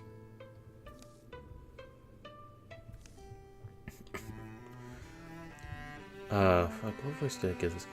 Thank you. Thank you. It had been too long. The figure disappears in a sigh of mist.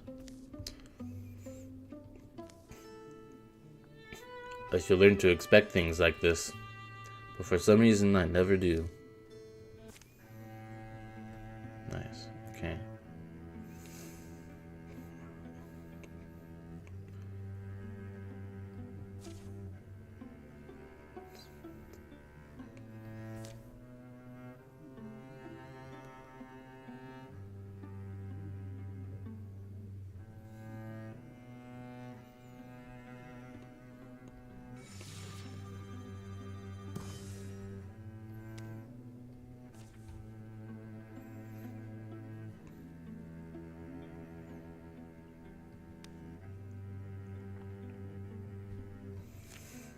Okay.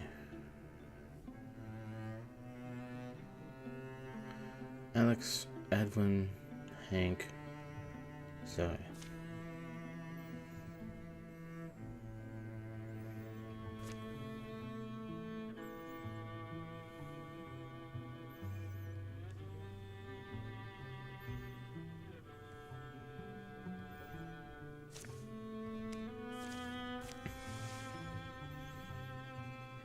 I'm not gonna be able to make it. This looks like a good place to camp for the night. Are you okay, Alex? Huh? Oh, yeah, sorry. Was lost in thought. Looked like some dark ones. Well, I guess I just never expected that this would be my life. Did I ever tell you I used to work as a carpenter? You'd be amazed at the shapes you can convince wood to hold if you know where to support it. It felt good crafting things. And how I use these hands to kill.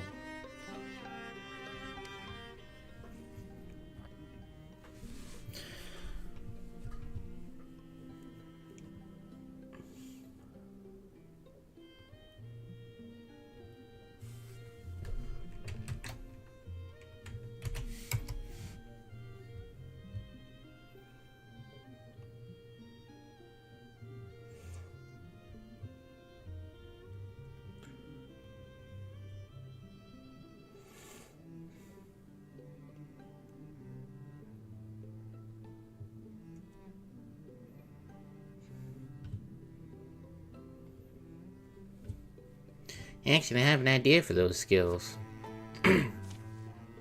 Later. You two are still awake? Oh, well. But, behold. Is that a diorama of the attack site? Sure is. What the... Is this to scale? Should be. Now see, the layout here lends itself perfectly to this sort of trap design. You're not wrong. It's pretty clever. Too bad we don't have time to rig it up. Later still. Much later. Are you serious? I just hope it was worth the sleep deprivation.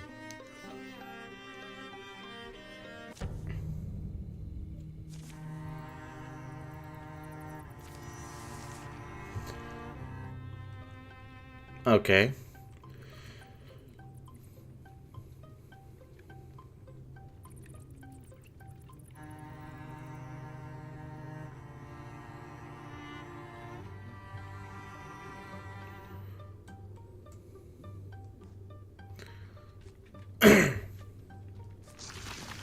So open the door.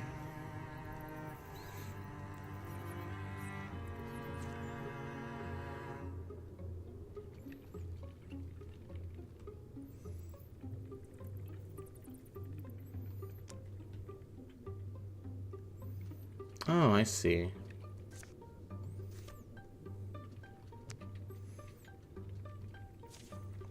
I just pull this rope and...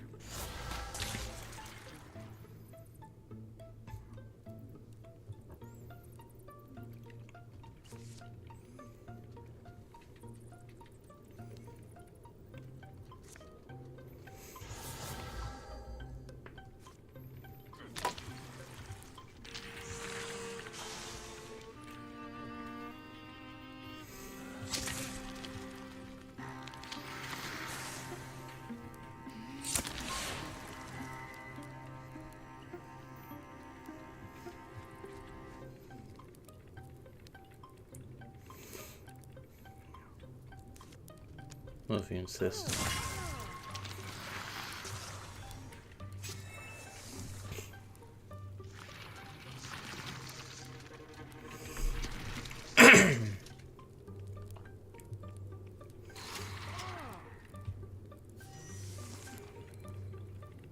Oh, you just have Guardian, right?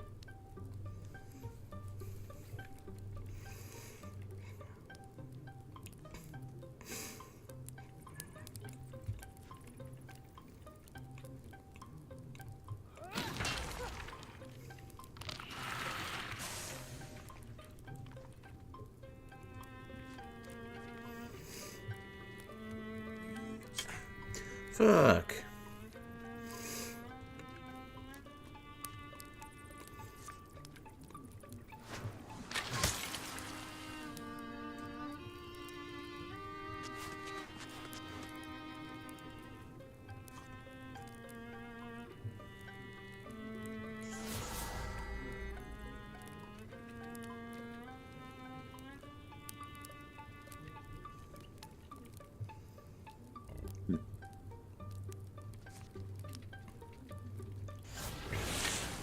No.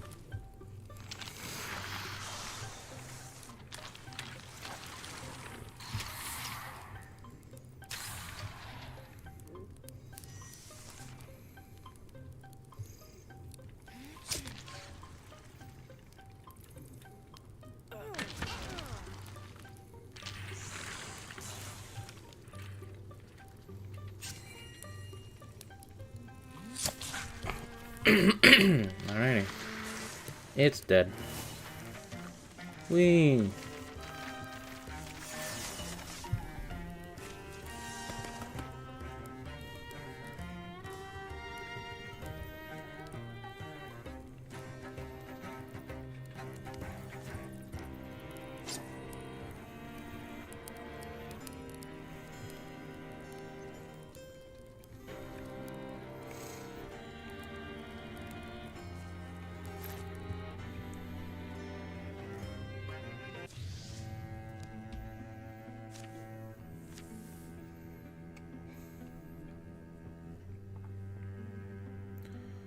Okay.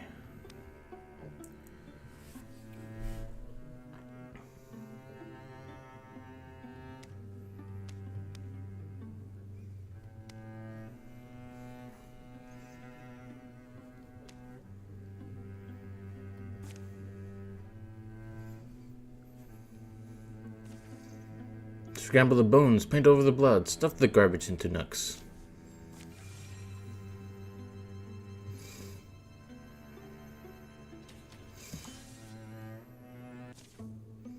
Hill painters of Grey Bluff have no qualms about sharing their knowledge and speak of an isolate treasure here in one of many pine-dressed vales. It's not the tower from the book, nor any kind of cure in sight, but it is a library. We're figuring out our angles for more books. The eccentric lorekeeper, Broger Glimsail, has purportedly collected books and scrolls for all his journey-blessed life. The company's been helping Glimsail's collection might lead them to the tower they seek. However, that looks like... yeah.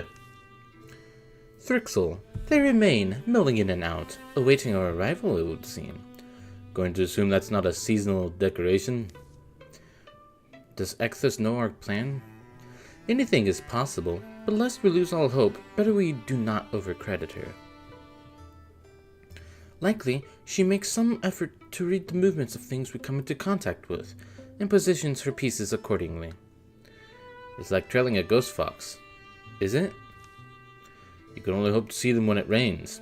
You watch where the water won't hit, see by displacement. A fine example. Or think of trying to track the obsidian owl across a night with no moon. You would watch for the stars to blacken and rekindle. So, I believe it must be for her.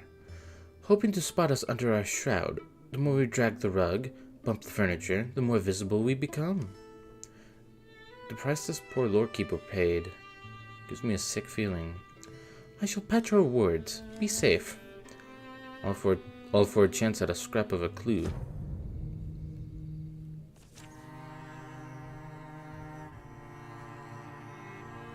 It steps fluidly, sedately, fanning its wings, surrounding itself in an odor of dead flowers.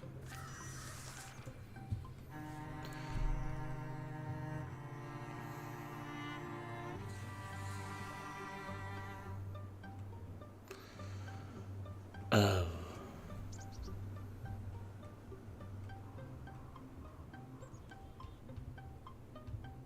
No wonder it's a fucking nightmare.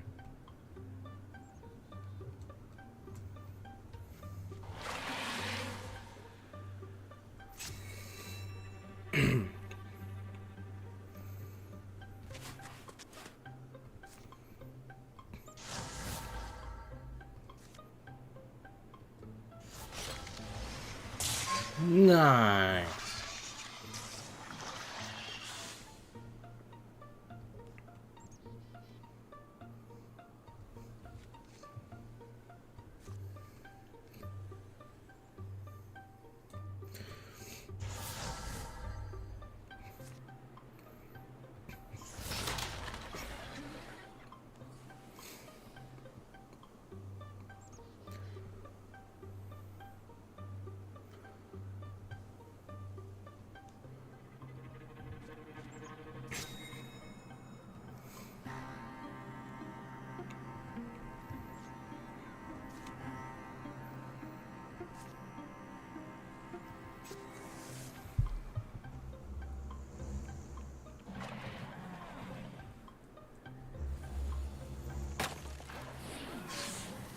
Oh shit.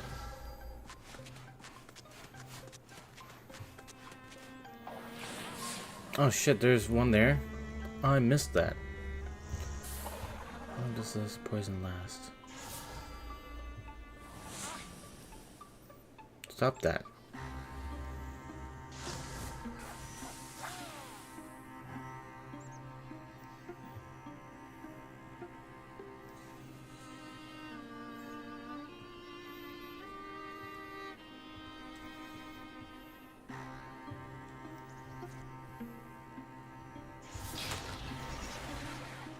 Nice.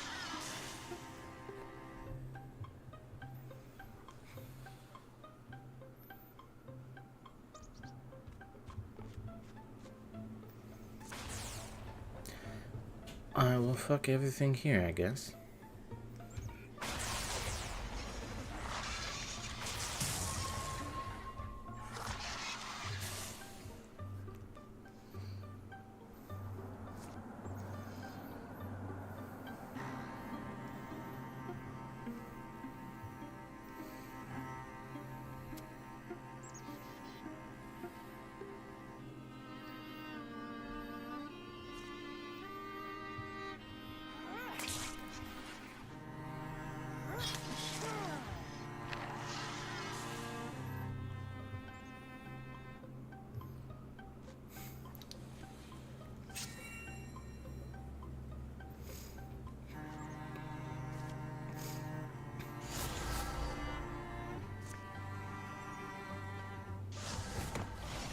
Nice.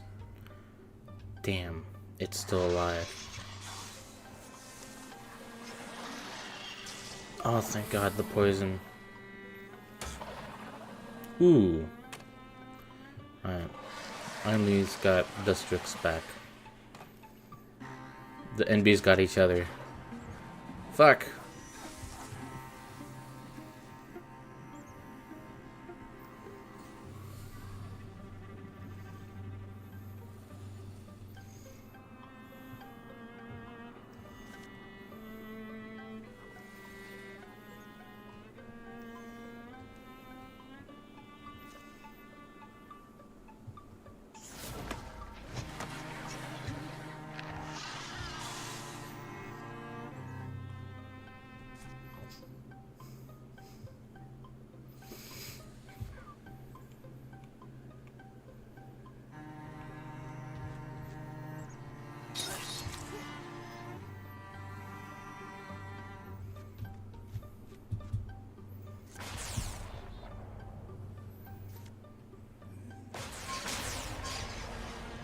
Okay, the thing's dying next turn.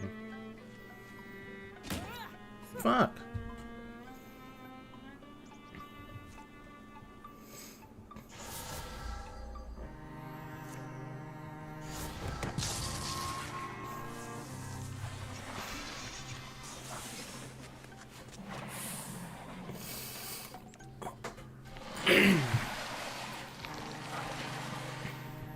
here comes more. More Thrixel have joined the fray.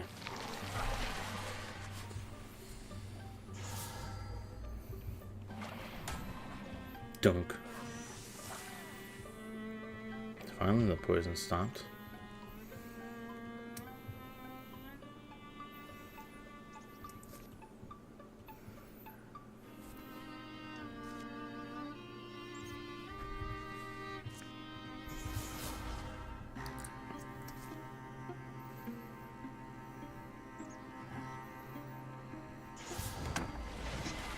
Nice.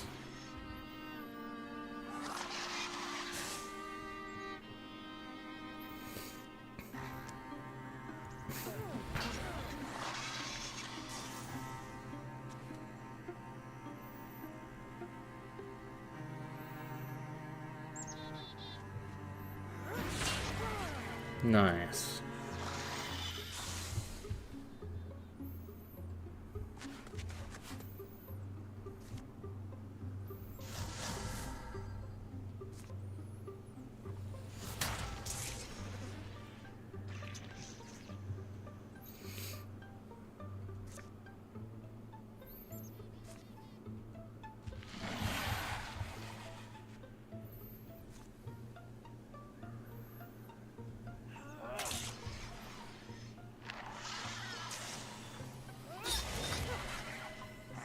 Nice.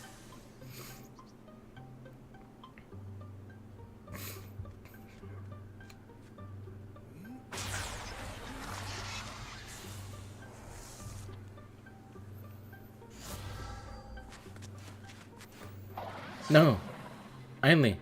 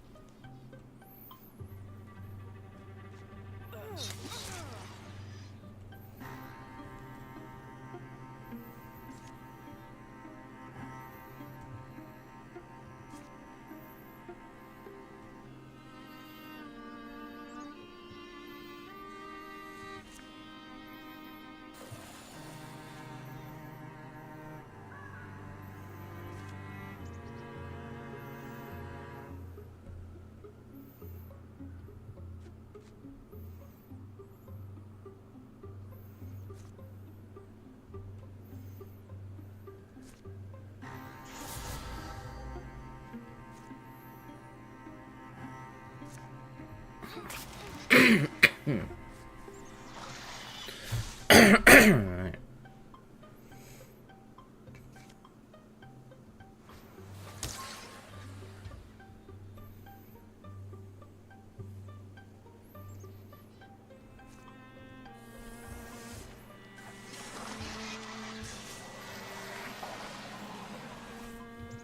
Oh shit.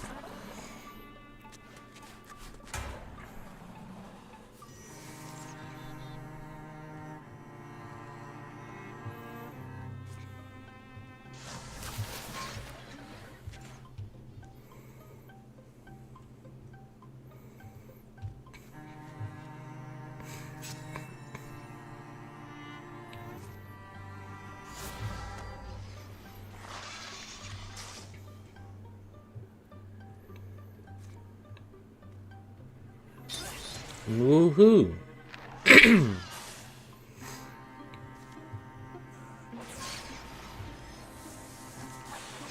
Warding ignored.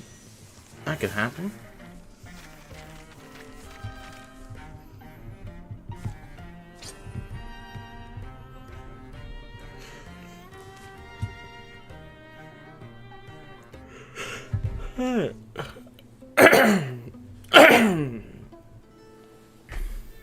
We're clean in here. I'll do one more sweep, as far as that creek we saw, and into the mountain's base. The wrapped bones of the lore keeper are pulled down and gently interred. Then finding the shelves and rows manageable, They settle in for a hurried search. Their earlier hopes for insight are not entirely dead. I pulled a bunch that looked like they have to do with times of antiquity. One of them is called Legends of Old Cure. Good. That's promising. I'm just going to... Where's that Mothman gone to? Stairs take him to a shadowy cellar. Make light if you like. I promise not to hurl myself into it. What are you doing down here? Others are going through the library. And I'm perusing the volumes no one else can. Namely, those contained beneath this flashy hat. You mean you're thinking in the dark? Put less charmingly, yes. Have you already found something? Or did you compose a funny song you would like me to listen to? Only then does Edwin realize what's been gnawing at him. It's been more than 6 winters he's wanted a chance to ask.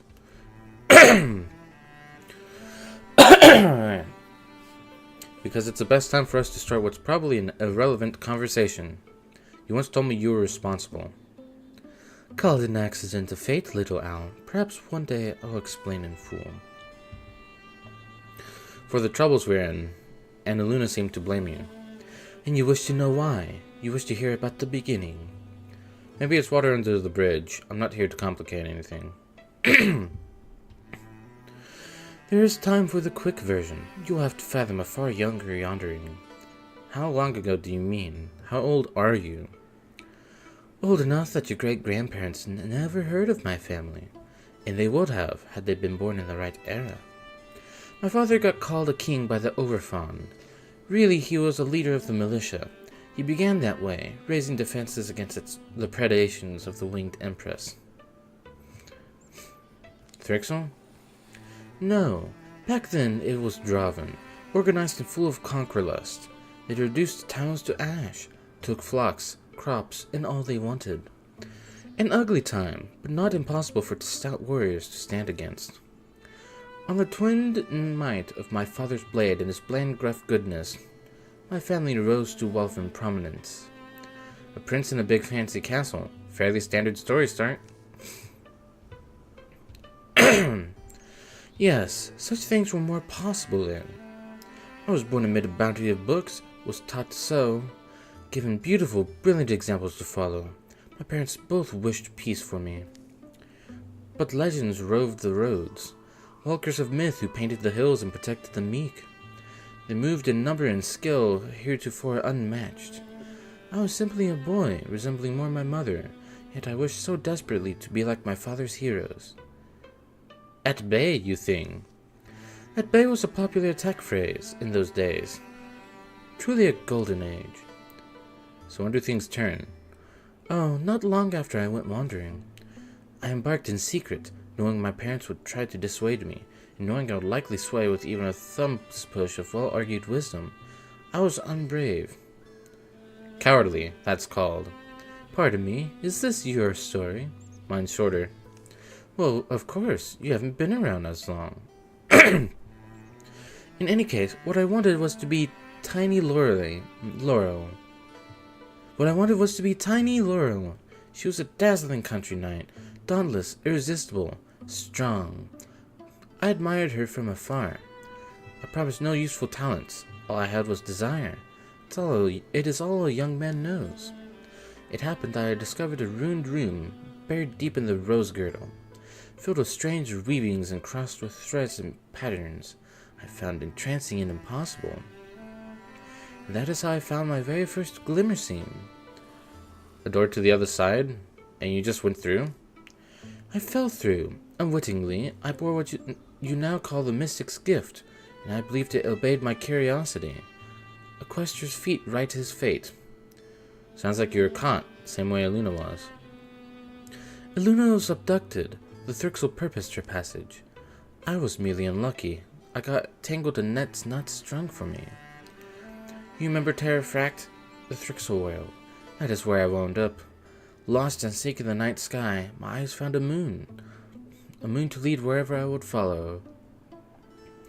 Dayless years, it seemed, I spent mulling and meandering.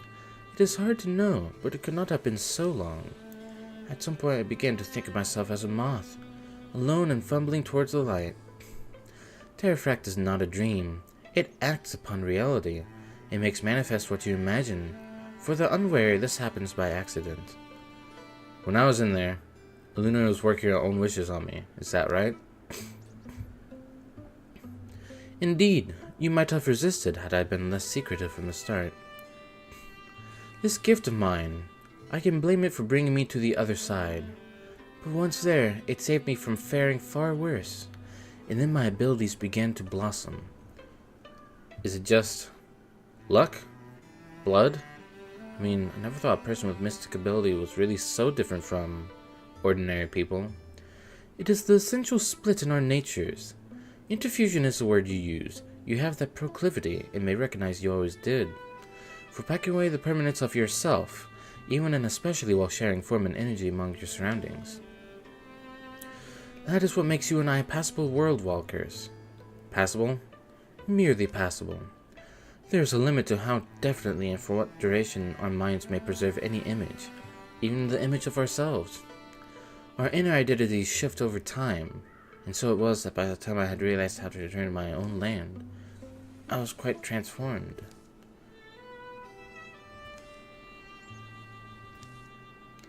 They say you should never meet your heroes. Oh, I disagree. There are few things so productive as disappointment. Regardless, some memories are moons in the mist, diffuse and shapeless. They may as well be glowing gas.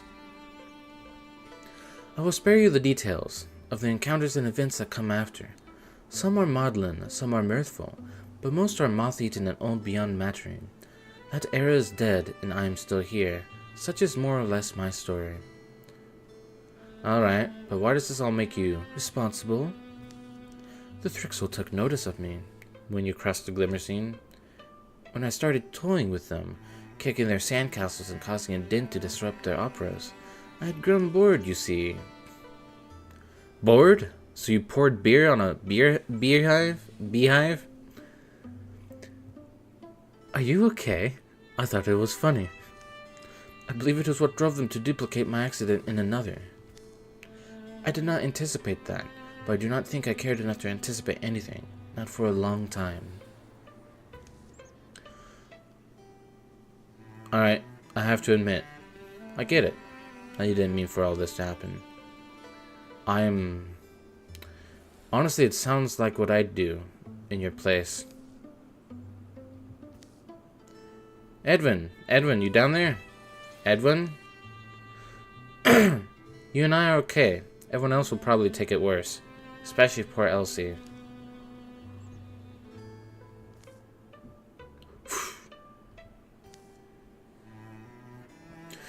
Your voice carries. Is that what you were wondering? Elsie's found it. There's a passage here about the Tower of Locks. Didn't have a title, but it was next to the big book of legends. Come listen to this. It sums up the account we read in our compendium, but it finishes with an afterword. There, sealed fast, legends claim that he imprisoned a great beast, perhaps the very tyrant who once scattered the pillars of Calmcourt and toppled the moon-silver knight of Old Cure. And so the last two Cure and sorcerers would have descended the mountains, and the Sultan Mist could not have been told from the desperate taste of their lips. For mixed, surely, were their kisses and tears.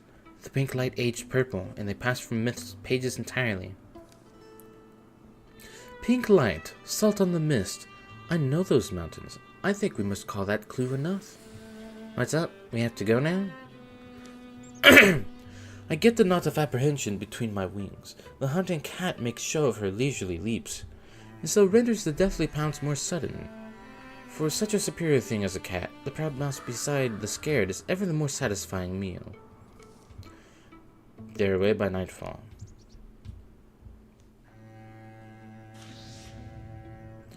What is that?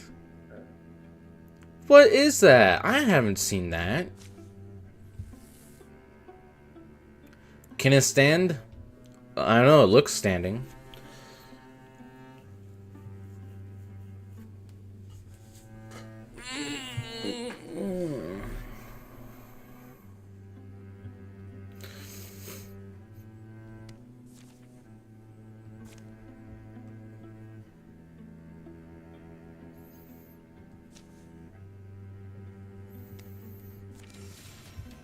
Yeah, why were we trying to take the long way around, Arby? Dumbass.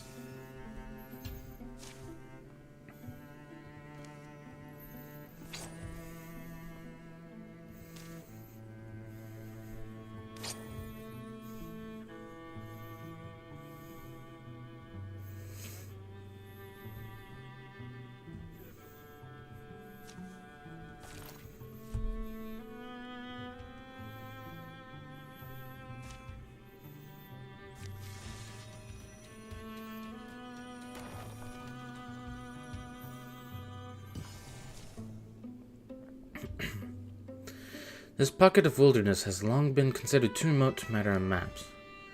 Not to mention it is exceedingly craggy. The mountains don't have names. Thin fog stains the sunlight pink and leaves a faint taste of salt on licked lips. Duststrick follows what appears to be a slice made by snowmelt, narrow and twisting round the granite hips of these mute giants. It's a surprise to them when they climb up again onto a wide level field. On the far side, a cliff, but before that, a light-mottled tower. Have to admit, my rational side was telling me to mitigate my excitement. But there it is, somehow almost looking pristine. Now watch, we won't be able to open it. I find it beautiful, but then it is one of the few new sights I have beheld in 100 years. I'm going to say we should assemble here first before we try and enter. That makes sense, because if we believe the story, which we'd better at this point, then there's probably something already sealed inside. Have to be ready for that.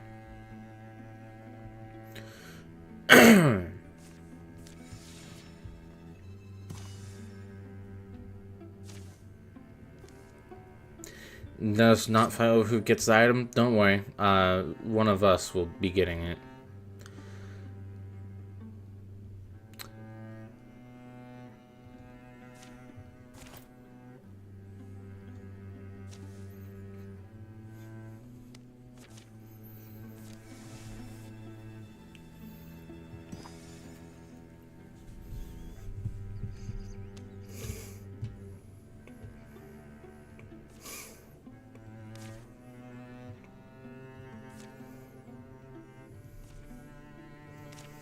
Setting up a new save.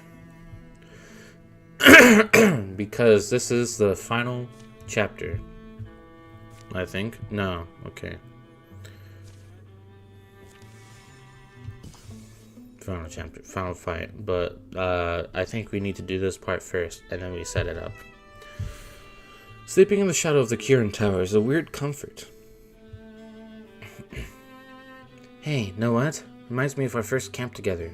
Chasing mortars in that stupid book. Oh, that... Nah, sorry, I keep... Aw, that makes me kind of nostalgic. Back when we didn't know how to tangle the minds with a topiary. Back when we thought we'd run the print shop forever. Mm-hmm.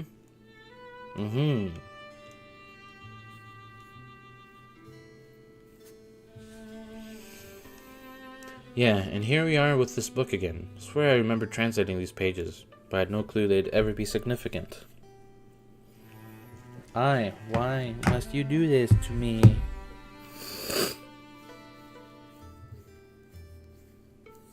Man.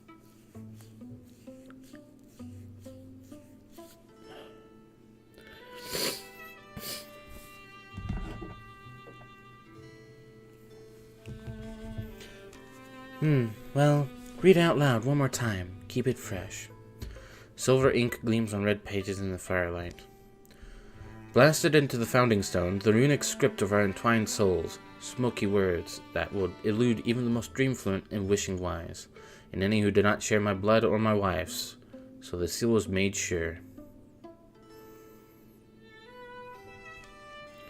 Thereafter, a tower we did we raise, our tower of locks. From within, no being could go without, and from without, no being within, save when, by our will, the door were unbarred.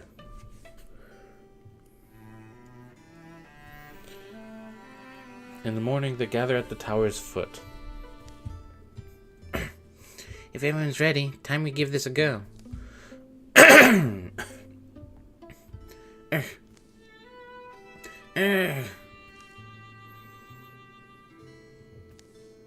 I can't lift it. too heavy? Just doesn't budge. Well, we need it to budge. That's a spell, I guess. It works too well. Honestly, this was always a pretty... Oh, that's a spell, I guess. It works too well. Honestly, this was always a pretty obvious flaw in our plan. Just hoped. We could ask? What? Ask, you said.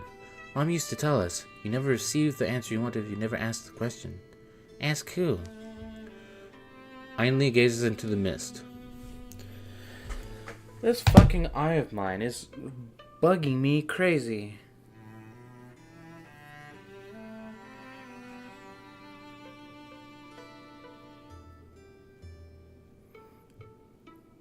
If that's what was causing it, that would make sense.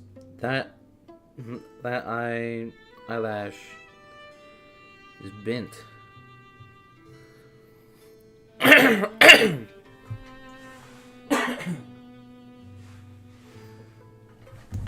This throat of mine is also bugging me. Kiran's, Ancient Ones, you who made this place, we humbly wish you to hear us. That's... Alright. No, carry on. You are sorcerers, right? Your spirits might linger here? Listen to me if you can at all. We understand your will was to keep this door closed forever, and we respect that, I think. But the thing is, we need to get in. See, we've got our own monsters to deal with. Or actually... Yeah, actually, they were your monsters first. Maybe we're not your descendants, but we are inheritors of your suffering. So please, lend us the magic you marred to these rocks. Your legacy isn't down to its last blossom. Sorry, to its last bloom. Not yet, so please. Please. And Ainley throws her weight into lifting the bar from its brackets, but it practically flies up at their touch. Yeah! Clatter. Yeah, see how easy that was? Not to me, it wasn't. I didn't get a chance to try it. I wonder if... So then, they must have heard me? Is that really it? Even extraordinary events must be bound to their own laws. We simply don't know them.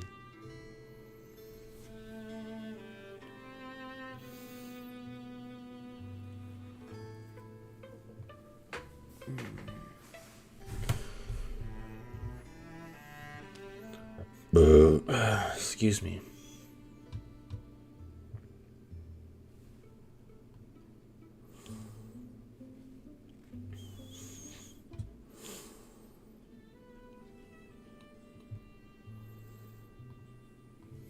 If there's something in there, better we don't give it time to wake up.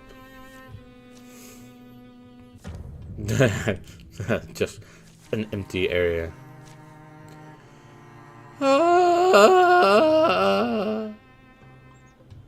Dunavir, a hulk stalks these halls, wrapped in tattered weave, drifting in a cloud of paper shred whispers.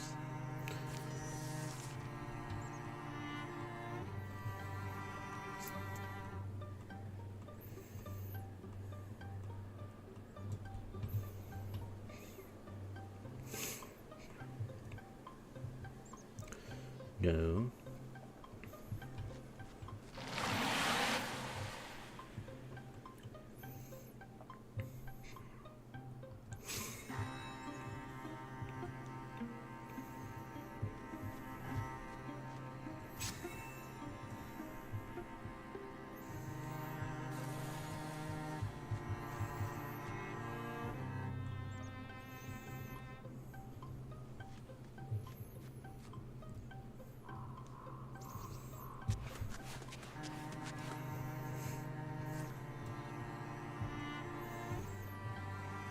Eleven.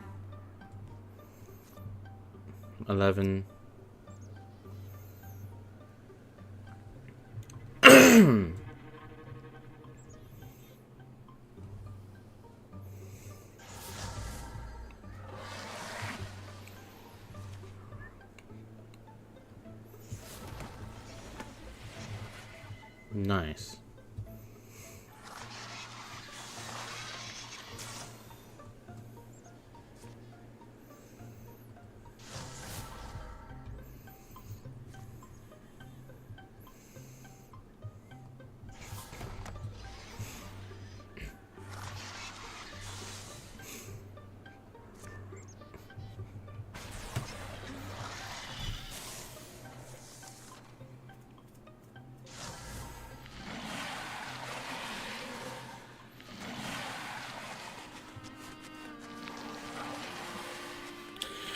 Oh, here they come.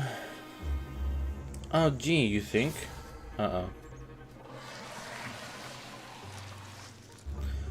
Oh, no, it's this thing. Okay.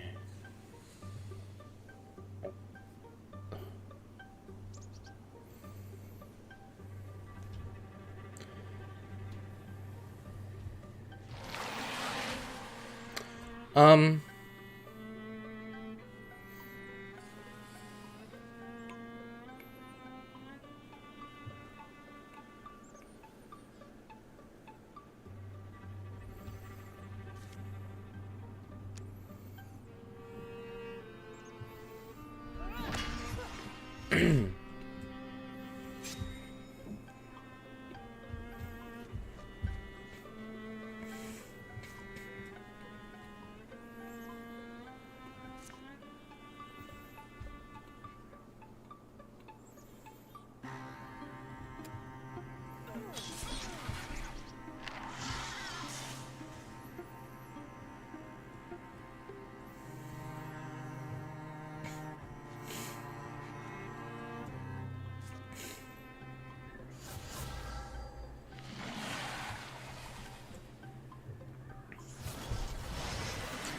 Woo!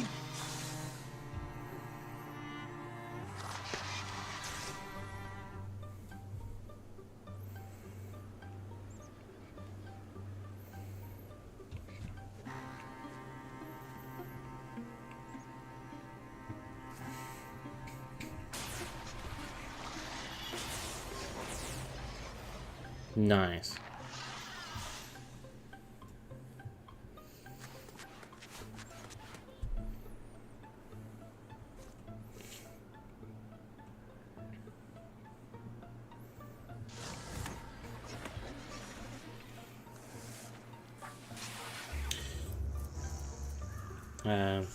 Zoe isn't gonna be able to do her guard thing.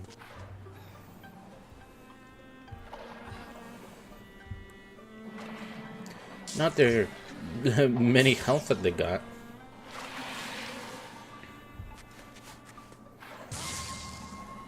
Hey.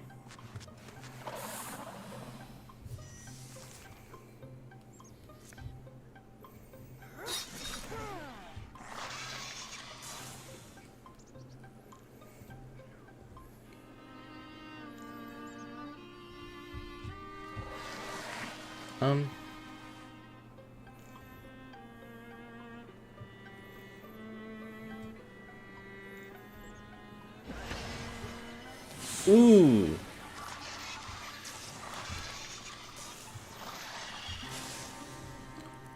That was a triple.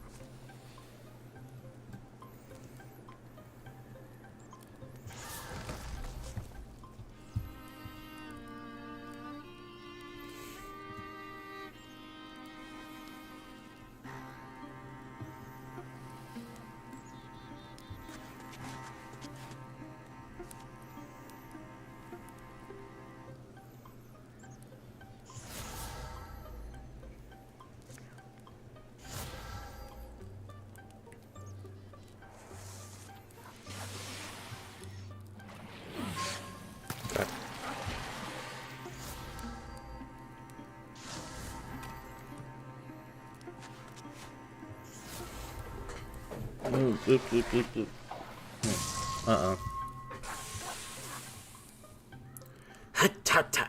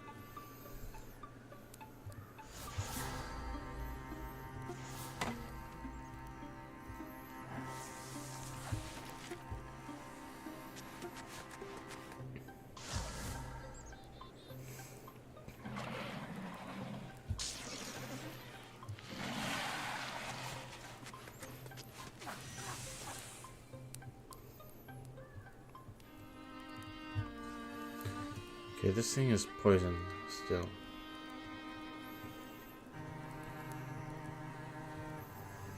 So you know what?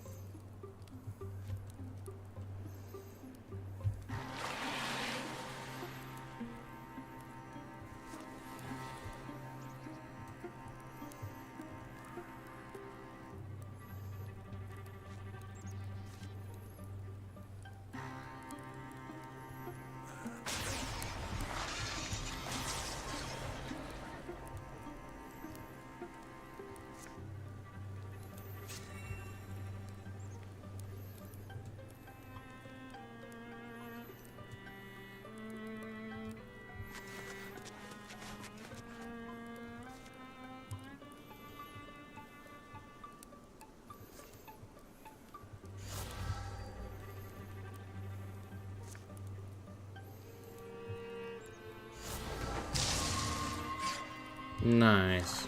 It's dead though.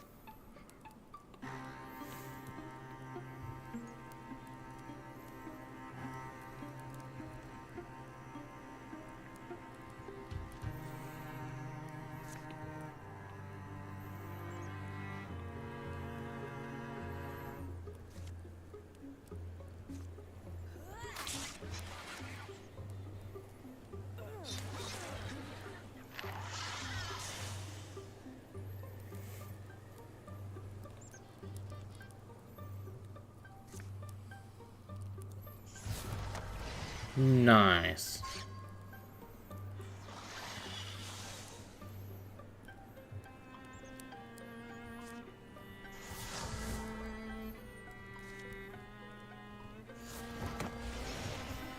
Nice. Alright, we did it. Okay. Whew. Oh, and Zoe's level 5.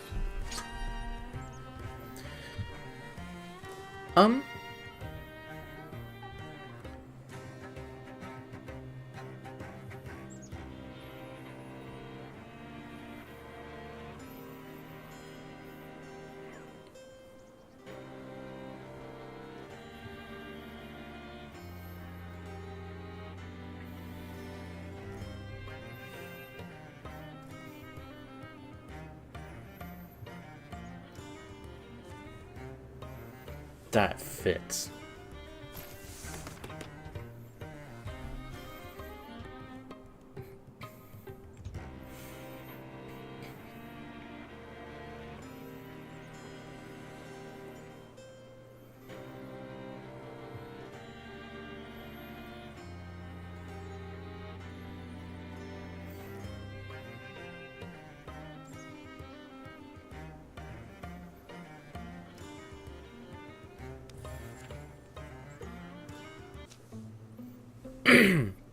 Alright.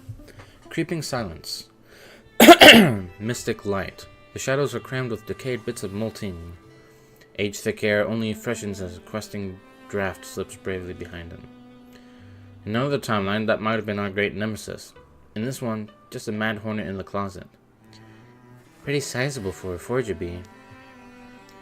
Do you think Eluna knows that we're here? My guess is we'd already be surrounded were that the case.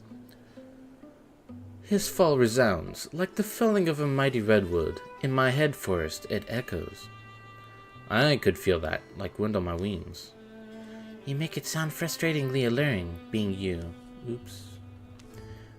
But this disturbance, Ecthos likewise feel it? Whether these walls might muffle such a booming spirit, it is too soon to know.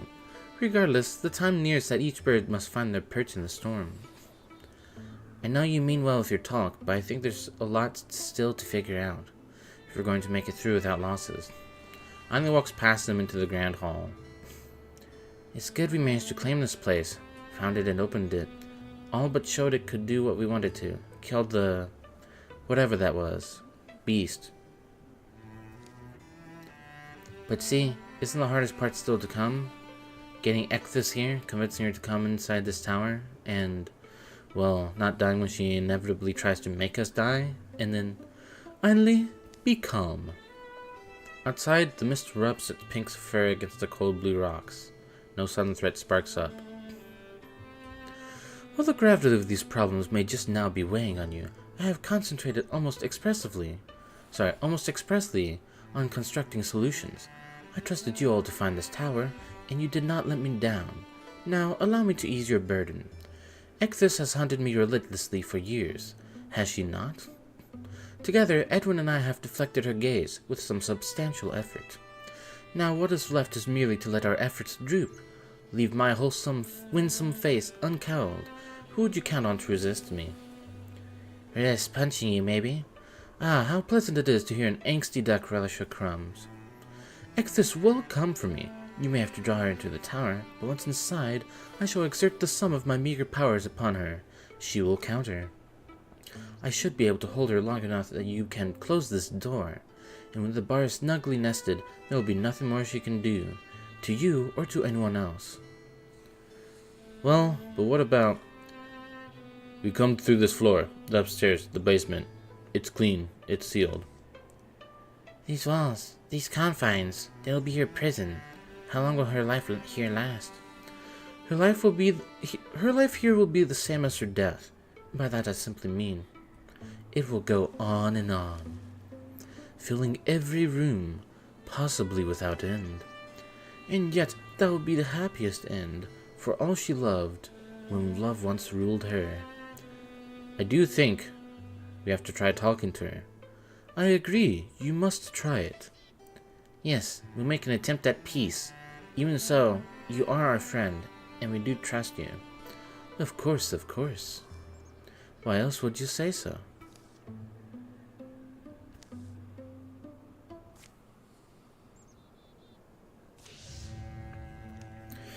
And now it gets at it again.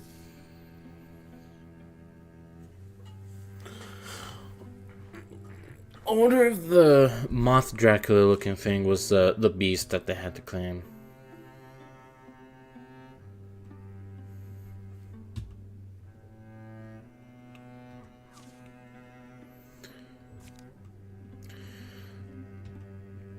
Alright.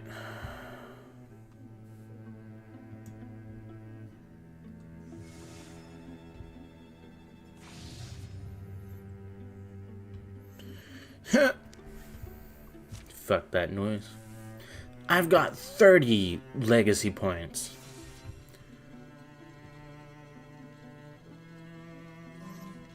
Nice. Nice.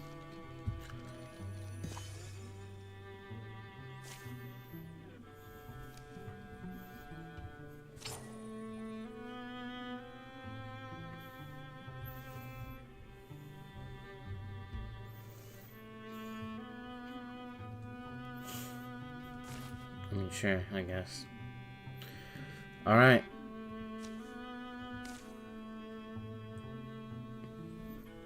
Everyone looks healthy. New save.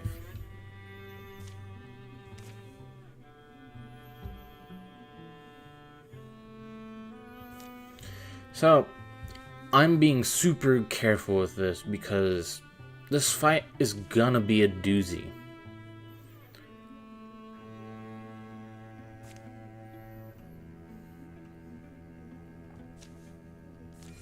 They can help do that. I'll let them know.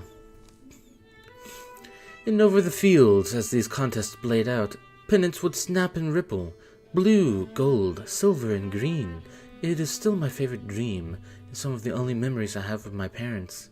How joyful their faces looked to see their joyful boy. I'm having a... Hey, folks.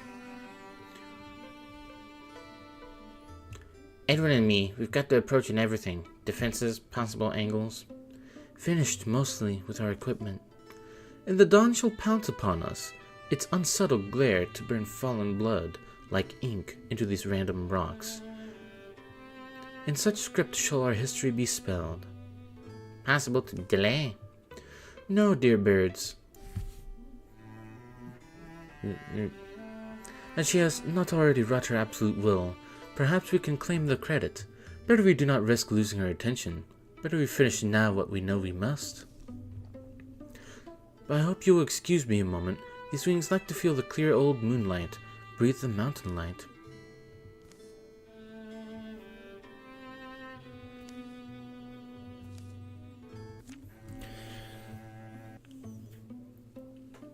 Alright. Fucking weapons time.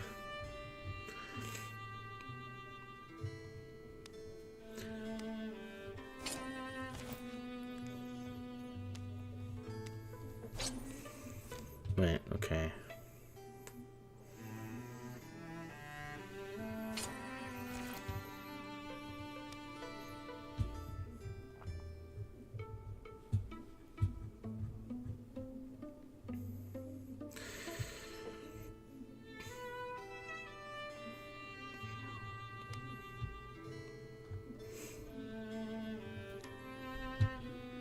I think I'm ready as I'm ever going to be.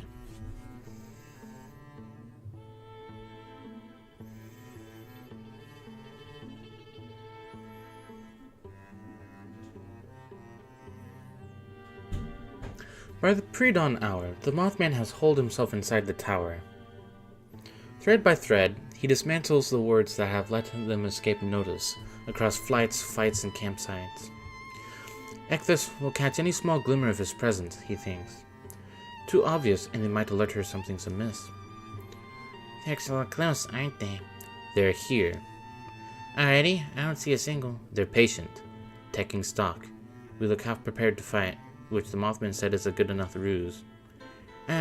Is that a ruse? I'll see.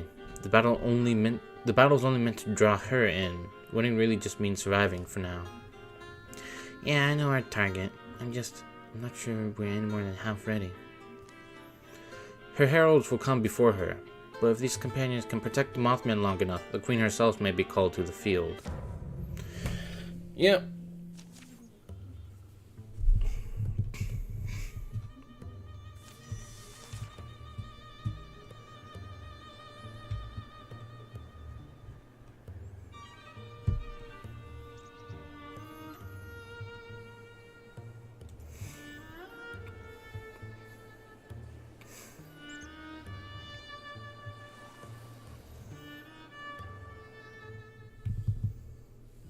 Alright, this is gonna be tough.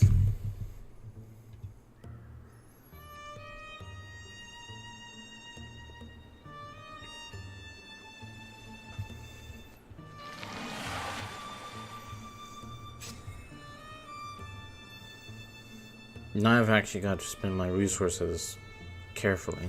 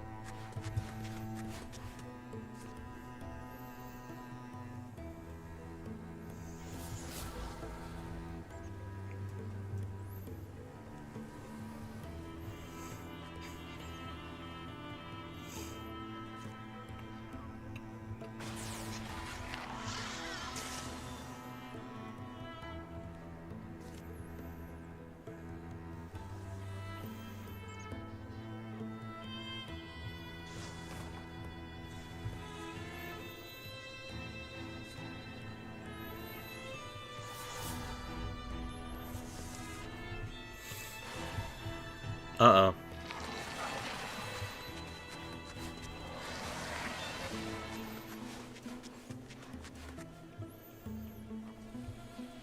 Right.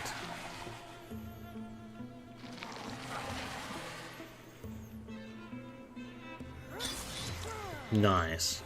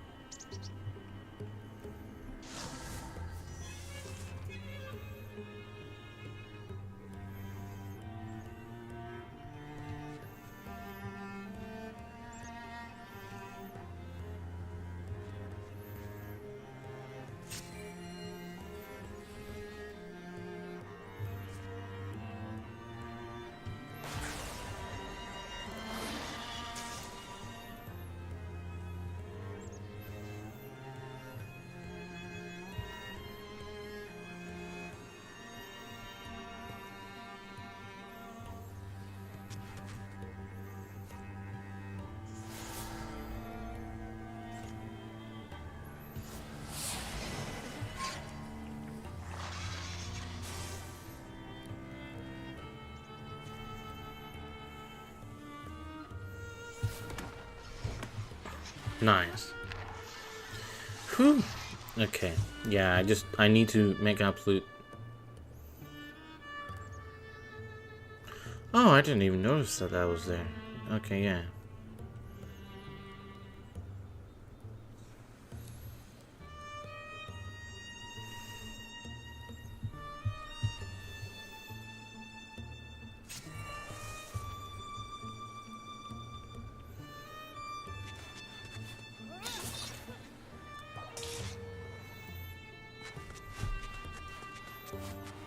Hey.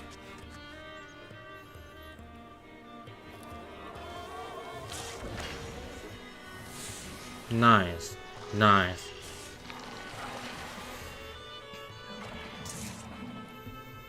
Oh shit. Her armor.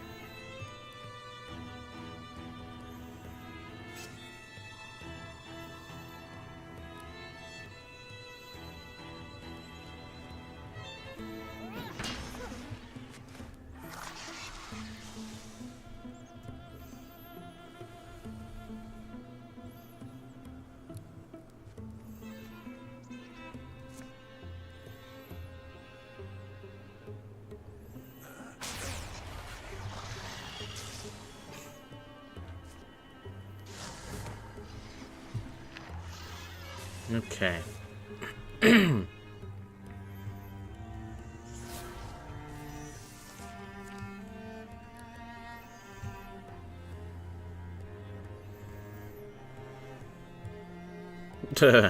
Nice. Maddening dissonance.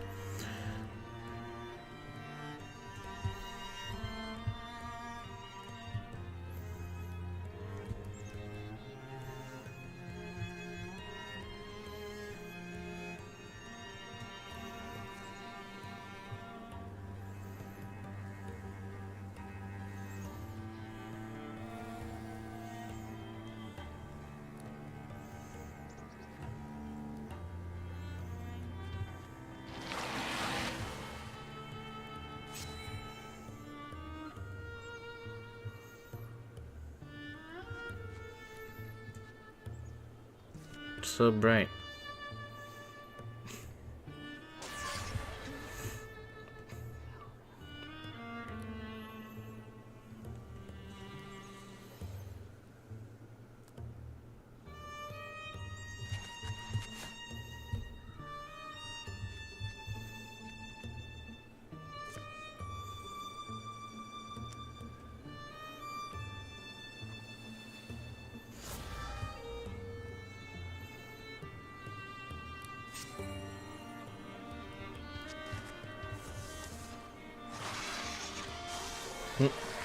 It turned itself sideways.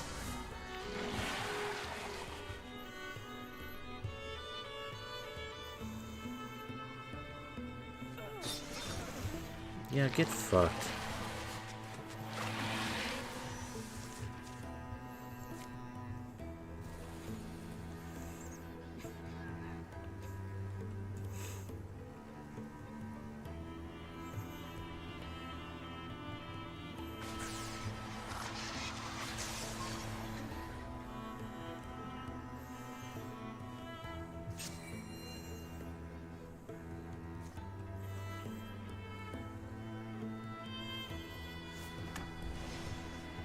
Nice, nice.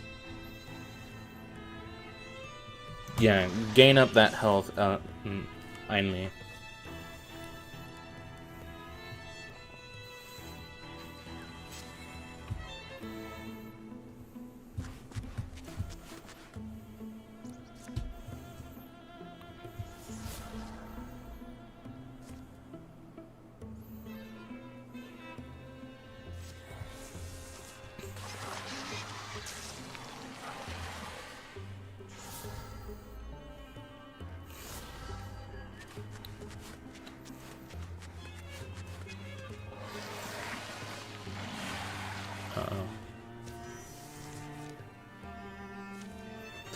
Beat of breath a moment slow. A weird shudder racks her bones, and then Elsie knows. My sister's finally home. I'd like to welcome her. Ecthus, Queen of Light, has appeared. In her sun-rivaling splendor, a soul feels heat. The queen's feet land soft as light, spider-like limbs restlessly dancing to clear her path. Damage Ecthus to force her into the tower. Yep, this is the unique win condition. Or one of the unique, parts of this battle that we need to do. We still need to protect Mothman. But we need to constantly attack Ecthus to push her into the tower.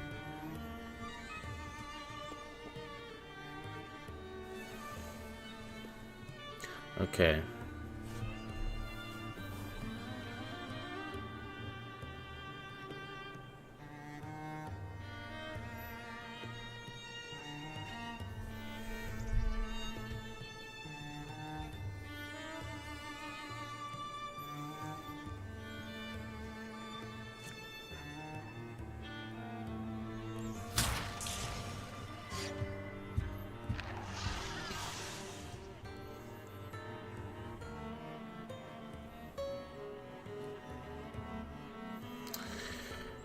How do I want to do this?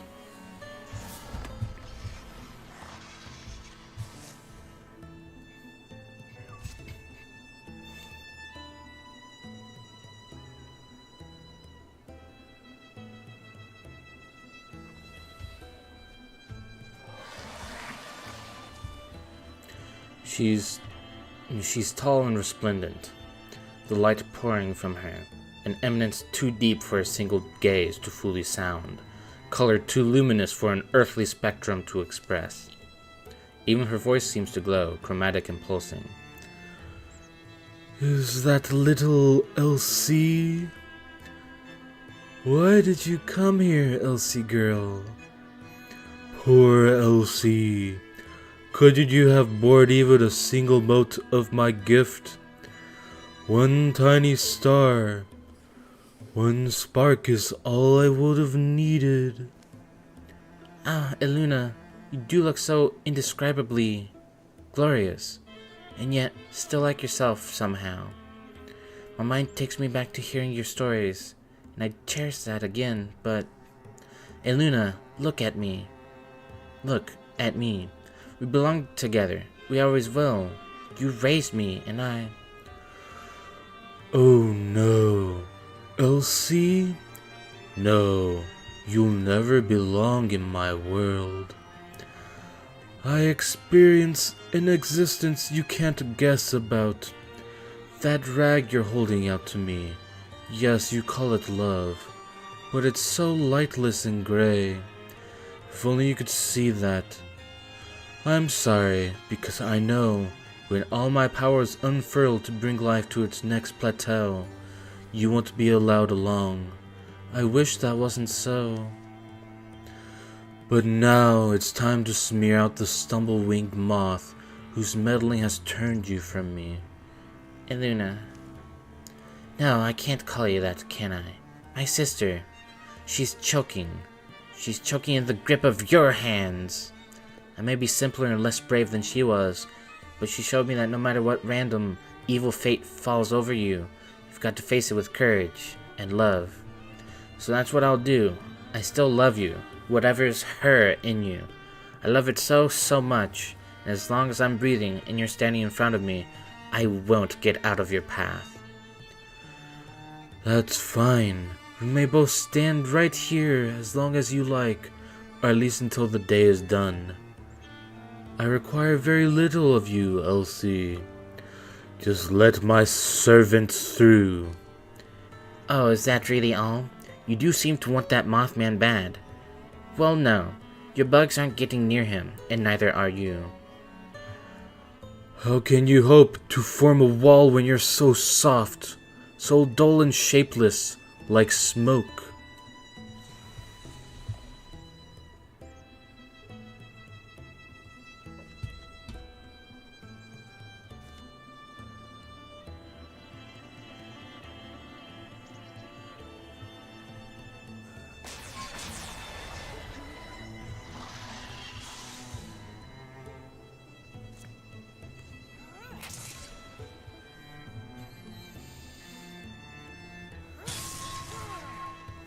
That thing's dying next turn. It dies. Yeah, they have little nooks and crannies that they can come out of, so yeah.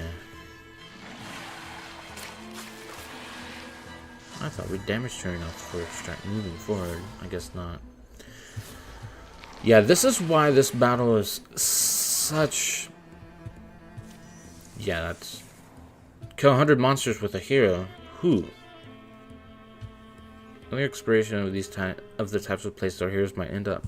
Yep.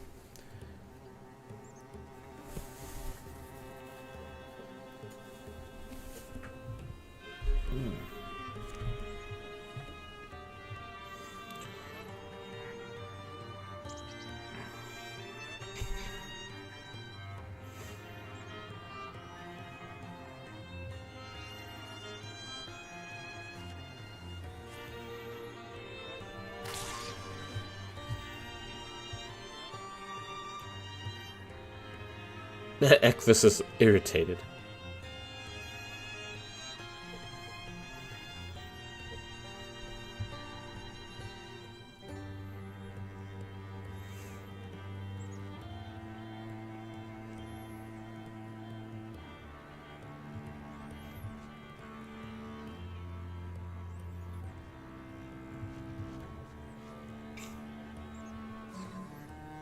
Nice.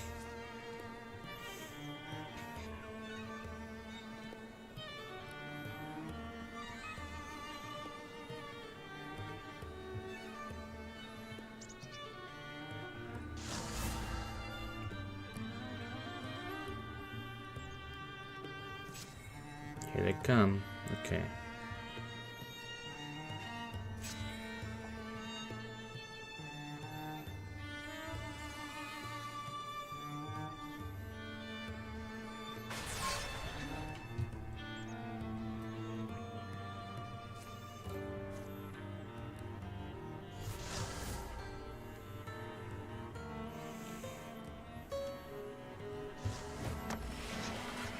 Nice.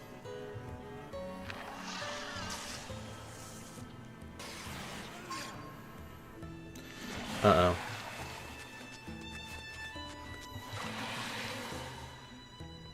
Doesn't seem like she's done anything yet, though.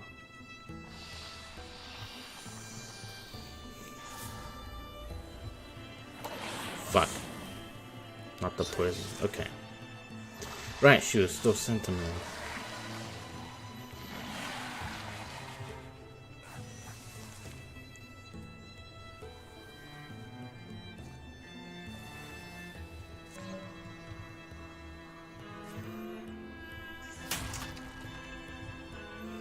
Damn.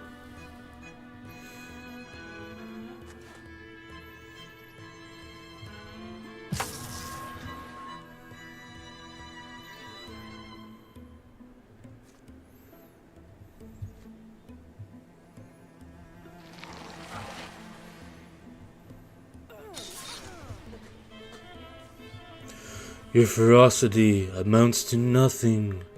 Just the bites of tiny mosquitoes. I feel nothing I don't wish to feel. Mosquito bites aren't nothing, especially if it's like on your eyelid or something. That's bad. What hope do you have? To delay me? I suppose it's all you can do with your doomed life.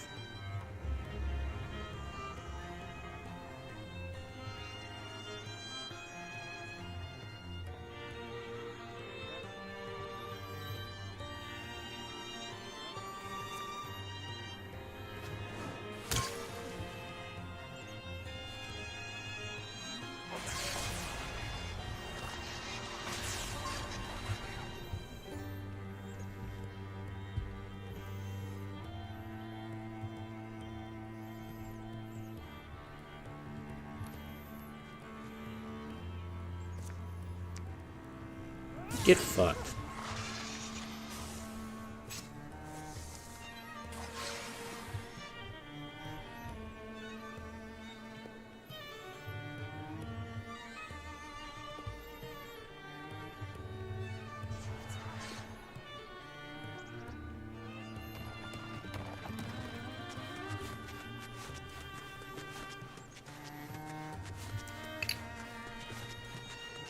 Uh-oh, uh-oh.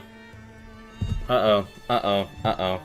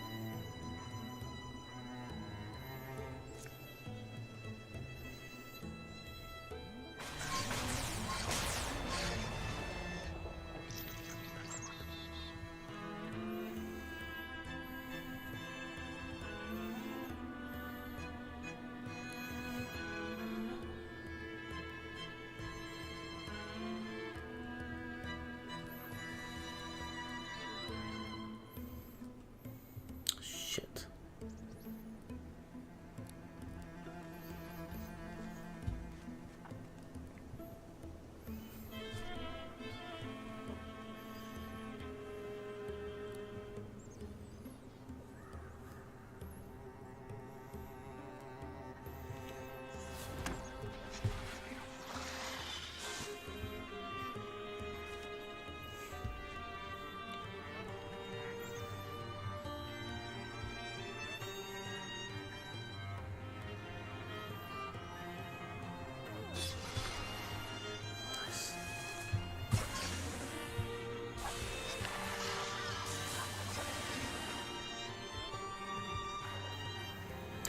Oh no, I'll see.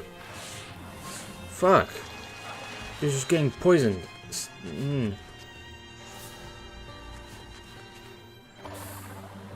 Whew. Okay, thank God she actually drew it. Uh-oh. Oh God. Elsie's not living this fight, guys. No!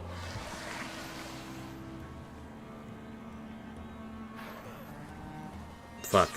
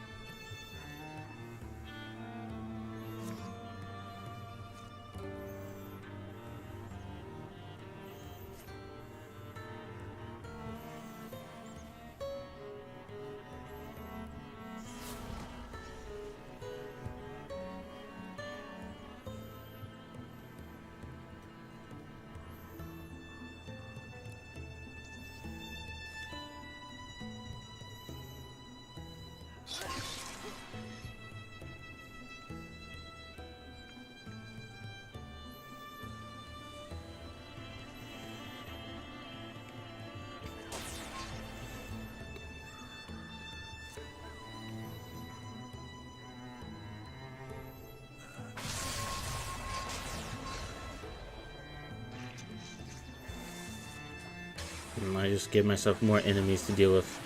But they're all poisoned. No.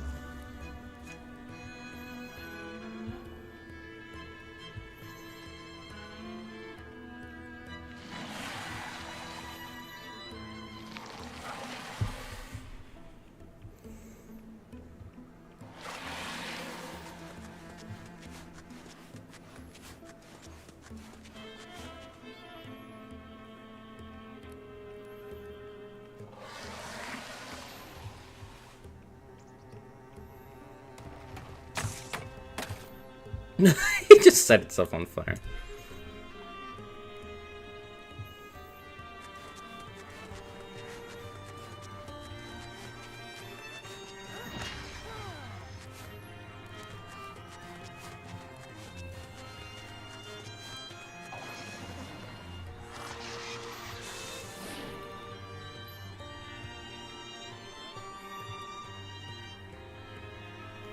That's why I didn't notice it before. Because there wasn't anything that died there.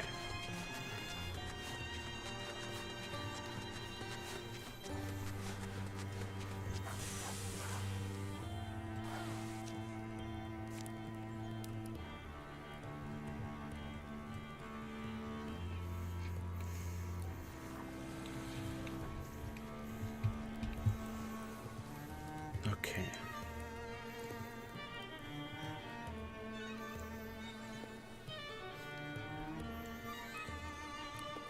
Fuck.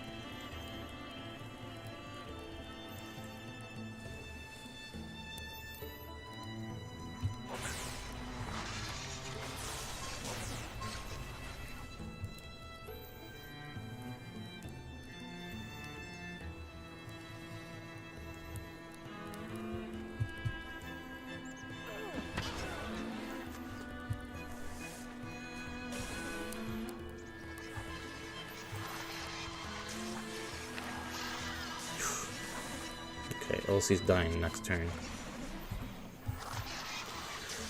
And these things are probably going to start crowding all the way in through the entrance. Oh god. Oh no, Dustrick might die too. Oh no. Those fucking dragons. Oh, okay, he's dying here. Dustrick leaves the battle for a moment, riding memory back to the Stormwall. They remember the feeling of approaching a power so primal, the way it prodded and tested them. Now pushed up against death, it prods them again.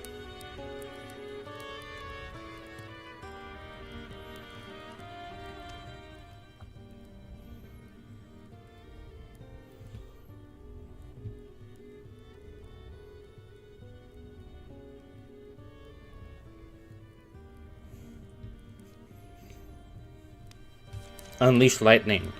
Bolts of lightning shoot from the spot where Dustrick stands. Yeah!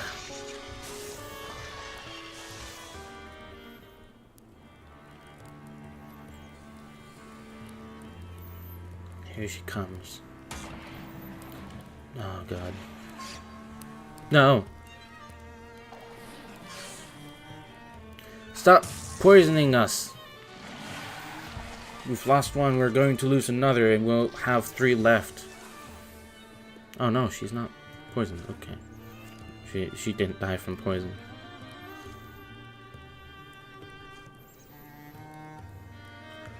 Fucking Christ. Fucking Christ.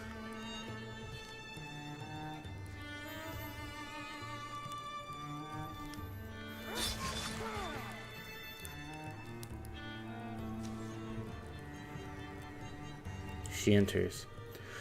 Not running? Are you really going to give me a fight? A duel, we would have called it, when I was young and dumb and rash. That is to say, when I was a little more like you. Words won't harm me, and they certainly won't save your life. No, indeed. Please understand, they only helped me take my beatings a little more bravely. I came such a long way, devoted so much time, bent so many Thrixel forms to hunting you. Yes, you did. You are very intrepid. And what do you think now? Now, I think that I'm never getting out of here, am I? I am sorry.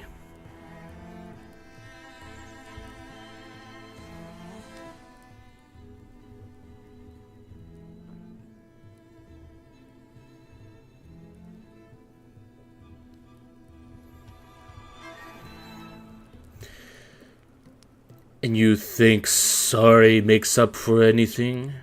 Perhaps not, but I saved the last dance for you, my queen. She's far more powerful. He's far more practiced. In the end, it only matters who's quicker. Alright. Deafening color, blinding noise, the hall's interior descends into sensory chaos. Ice, ember, flash, shadow. Ice, ember, flash, shadow. Braided into tethers.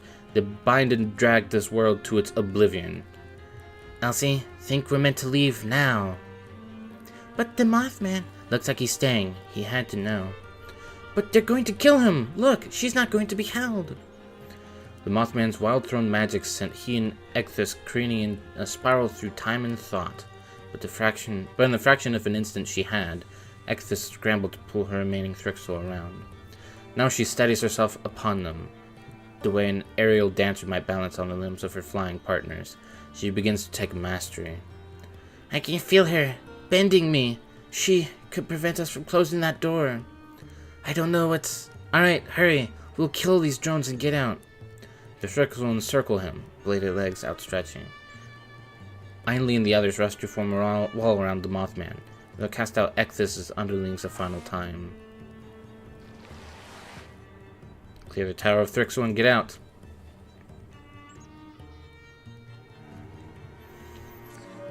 There we go.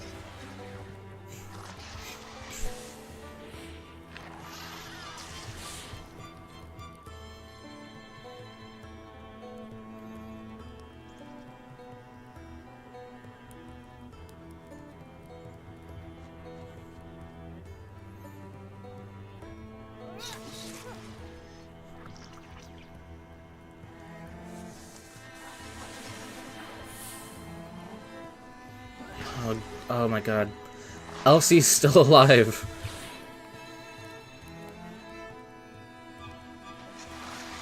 Whoa.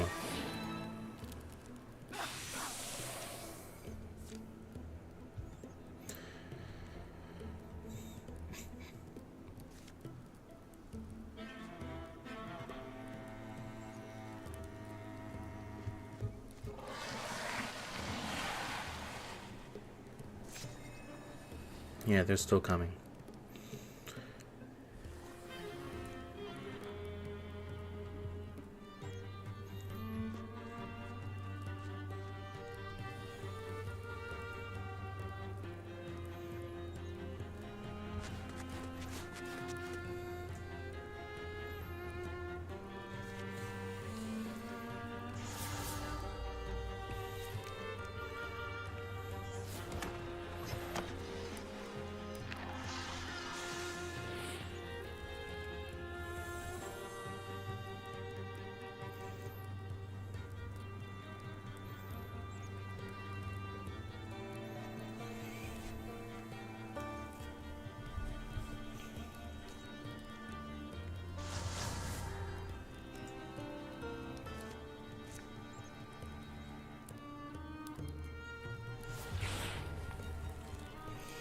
Damn.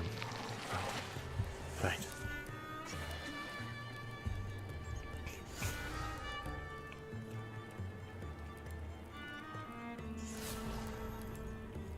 Stop it, guys.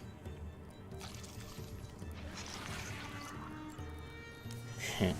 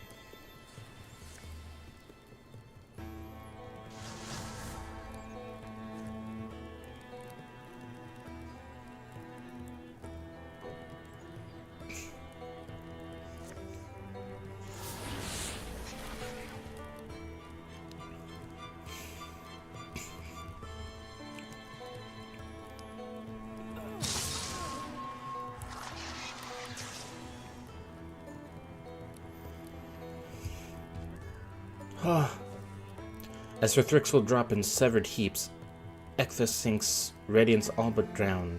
She recedes once more into the murk of the Mothman's spell, drifting. An eerie tranquility floods the hall. The flux of colors is slow and forceful, a lake tide. Both of these mortal beings are like runes themselves, motionless in prismatic depths. They both lied to us. She's not invincible, and he's no coward. Time to go, Elsie. Yeah. They emerge from the tower, heaving the door shut on the roiling bitter miracle inside. Edwin sets the bar in its brackets. The stones mumble, a faint gloss rolls along their surfaces, and the tower of locks seem to firm. Edwin, they don't seem to think it's over. The Thrixel crowd quiet, clickering and collecting their legs, wings, keeping position in the sky and on the earth. More of them hoard on the edge of the mist in a ghostly rank. Edwin, thanks for being a cure freak all those years ago. Wanted to say that before we both croak. And it's also, because I love you. Elena's out of anyone's reach now. Kill her for not. You bugs can't touch her. Knowingness dawns, tilts one weird head, then the next. It's the Thrixel equivalent of a sigh. Not audible, but visible in the way their forms relax and expand. The rigidity of purpose fades. And as one, they turn from the tower's face. Back towards their own place, perhaps, they go.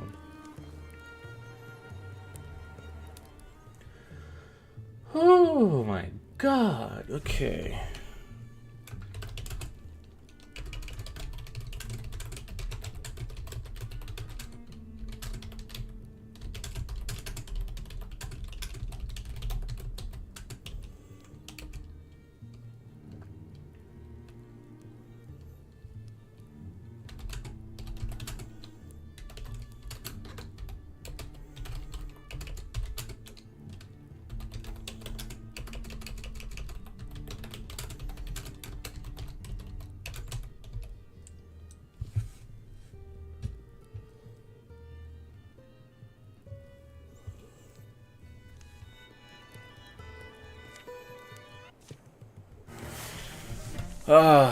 Okay. Yeah, that one's fucking difficult. Sure, take broad swipes.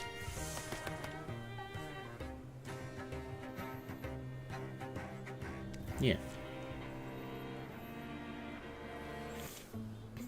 They linger around the tower, days and nights, proving to themselves that nothing's coming out. Each finds a moment or two to offer whatever private words make sense to them. Before such day, they decide suddenly and as a group to go. The sun's already low when they embark. It'll be 20 years before anyone returns to the Tower of Locks. Ainley will guide a team of volunteers into those mountains. Finding the door still barred and intact, they'll lead the monumental task of burying the place. And that's more or less how things finish. We can't recall every turn of every path or page. Step by step, trails meet and split. are traced in moonlight in the songs that follow. Still, as many wonders as we see on the road, home is often what we long for by road's end. While home was never a perfect place, we never were perfect people. We treated earnest folks with skepticism. We got our feet stuck in snares and laughed about the damage. We felt it nonetheless. Some of us chose our paths. Dustrick? Is this before he died? Some of us chose our paths, not knowing where they'd take us, how deep we'd go into wildernesses beyond all we'd believe. And some carried on in the ashes of love. We claimed what we could from the wreck of childhood, left all but the ghosts behind. Yes, and some survive only in yarns. The tales of how this moon rose are as plentiful as the nights we gather, but we'll gather and tell them all. Because through tale and time, memories of the old becomes dreams of the young. Memories and dreams, those lightless gleams that our eyes seek unfinding, they take us from tables and summon us home, warmly felt and never fading.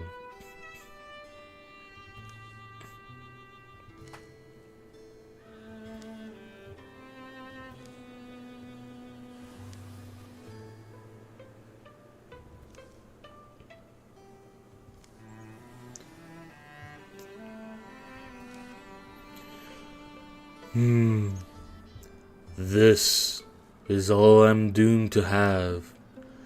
Into the sum of eternity, or until eternity uncoils. At least you will not be alone. I will be when I decide to kill you. See, there is something to look forward to. You really are in an enviable position, my queen. That word sounds so mocking from your lips. And, yes, I deserve to be mocked. I deserve immortal humiliation for letting you best me. I intend no mockery. Please, perhaps our lives will find some natural, albeit very prolonged end. Or perhaps, many years down the line, some fool will open that door on us, and you'll fly free again. Dream of that, dear Ecthus. By all means do. But in the meantime, two beings such as us, possessed of powers to make illusions seem real, if we show but a little willingness to be fooled. Can we not find some way to make the passage of eternity even slightly less terrible to endure? Huh.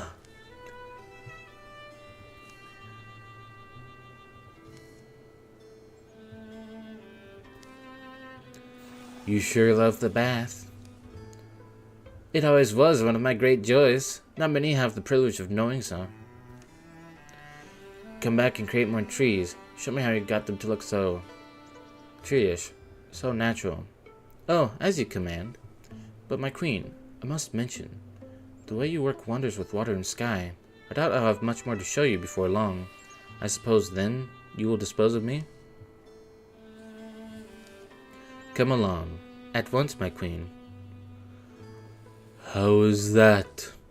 It is a rare breed, these evergreens you have chosen. You like them? I do like the way they live and die. Yes, upright and still, stoic to the end. Can we dream ourselves trees? Of course, Ecthus, whenever you'd like. The end. Oh my god. Okay. Whew, that was mainly why I wanted to try and get through that one. And I think it only gets harder for the final chapters from here on out. There were days Elsie and Hank felt far apart, during small errands when they got to dwelling in distances remembered. The mountains miss you, the birds in the lake, but they never stopped returning to each other, down roads and across the fields of memory.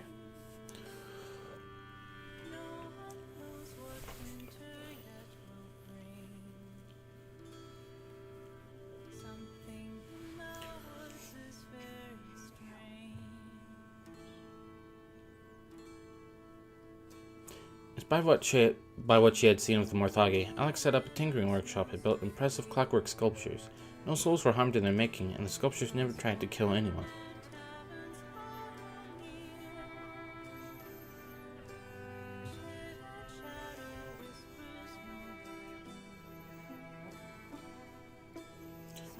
Hank and Elsie could never fully abandon their adventuring life. While the danger had dimmed, there are memories yet to be made. Alright, I do now grasp your reasoning in bringing me here. Here's my brilliant lady. I hope you don't mind my bringing the Elnish wine.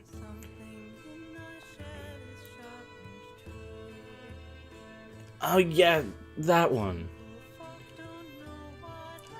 Finally an end to the madness. Hey, I'm bored. Want to go hunt something?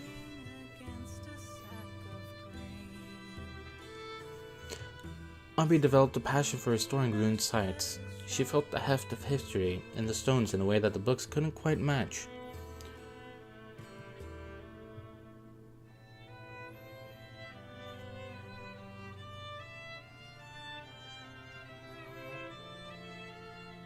Edwin showed up one day as the new god of pickle brine.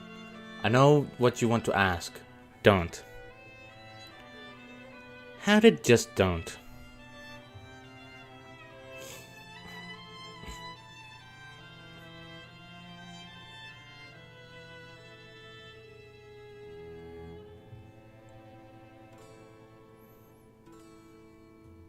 Zoe's life ran its course in peace and honor, and in the days after her death, a pensive-looking black squirrel sat perched on the roof, watching across the lake.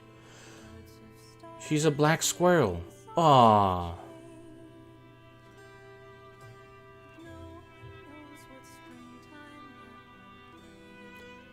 Ainley's dream of their own personal research tower had finally been fulfilled. They kept it well stocked with monster parts floating in jars of colored liquid, to impress any other visiting mystics, of course.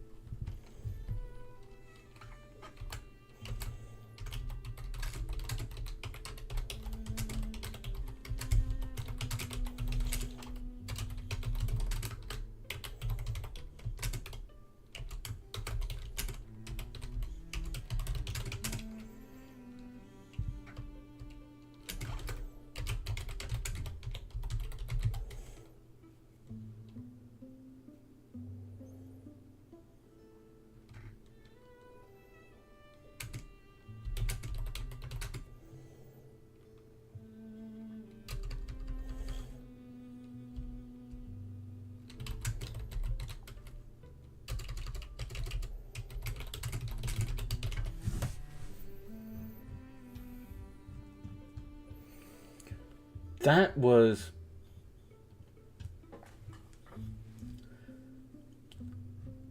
a lot.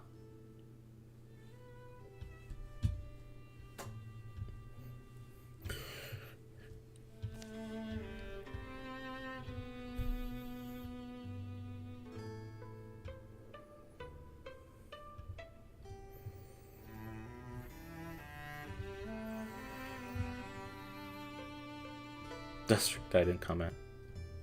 Shit, you're right.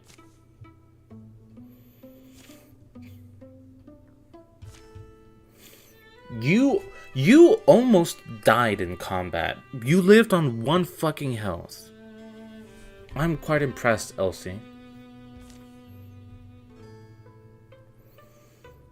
Of course, I have to promote Edwin's sister. Oh my god. Holy shit.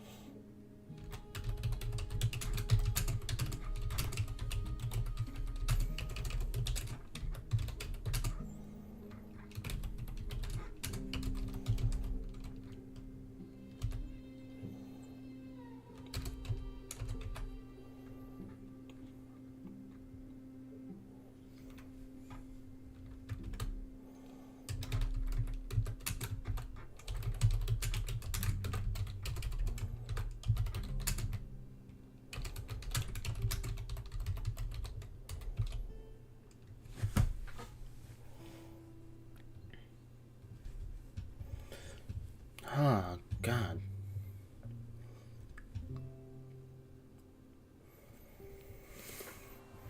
We're creating a sizable group of adventurers.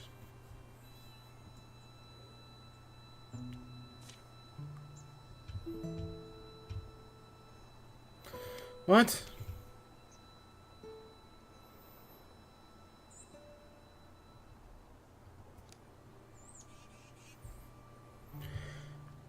He didn't keep his form because he died.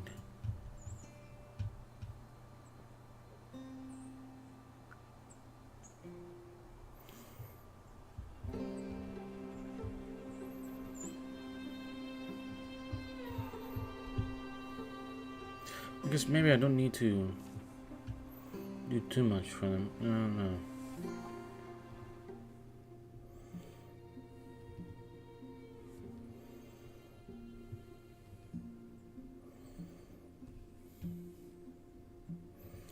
Yeah, that's a shame. I'm a bit upset by that. But I guess it makes sense.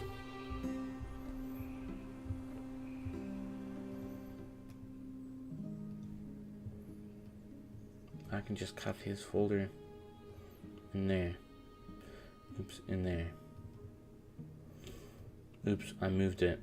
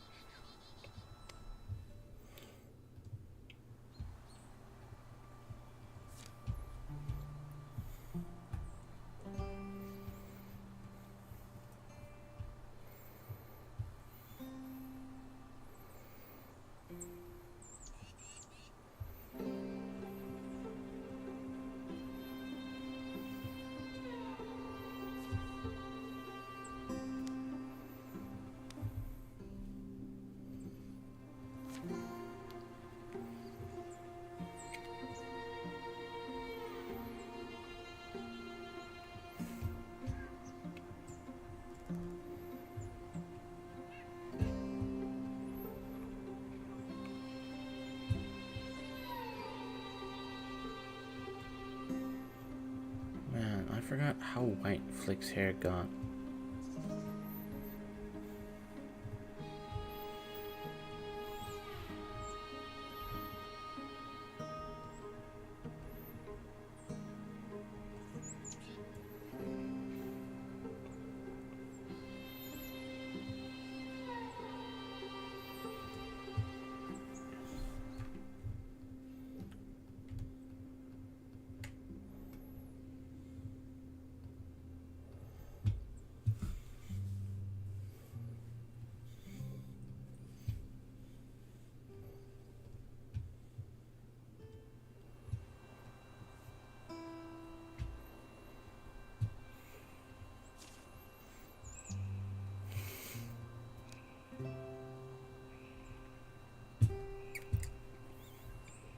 No, you missed stuff.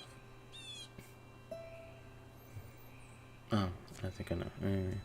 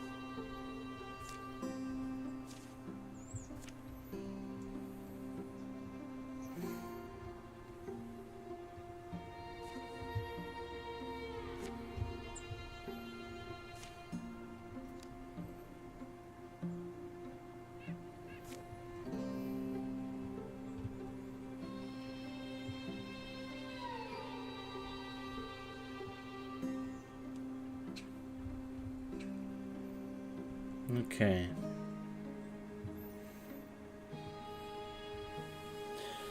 That's number 4 done. There's 2 more to go.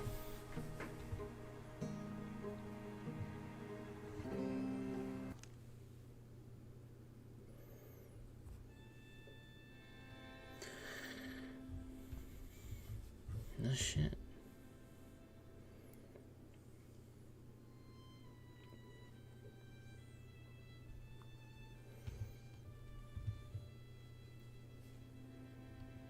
Oh.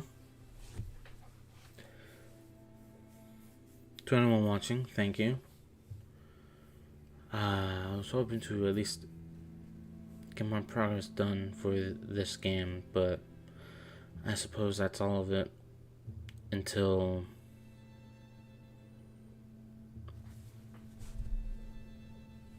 tomorrow night, maybe. If that.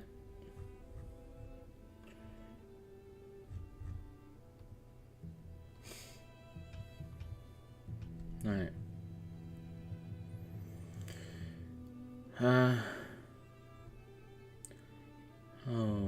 See you guys next stream, where I will be starting the second to last campaign for this game. That's not including the DLC stuff.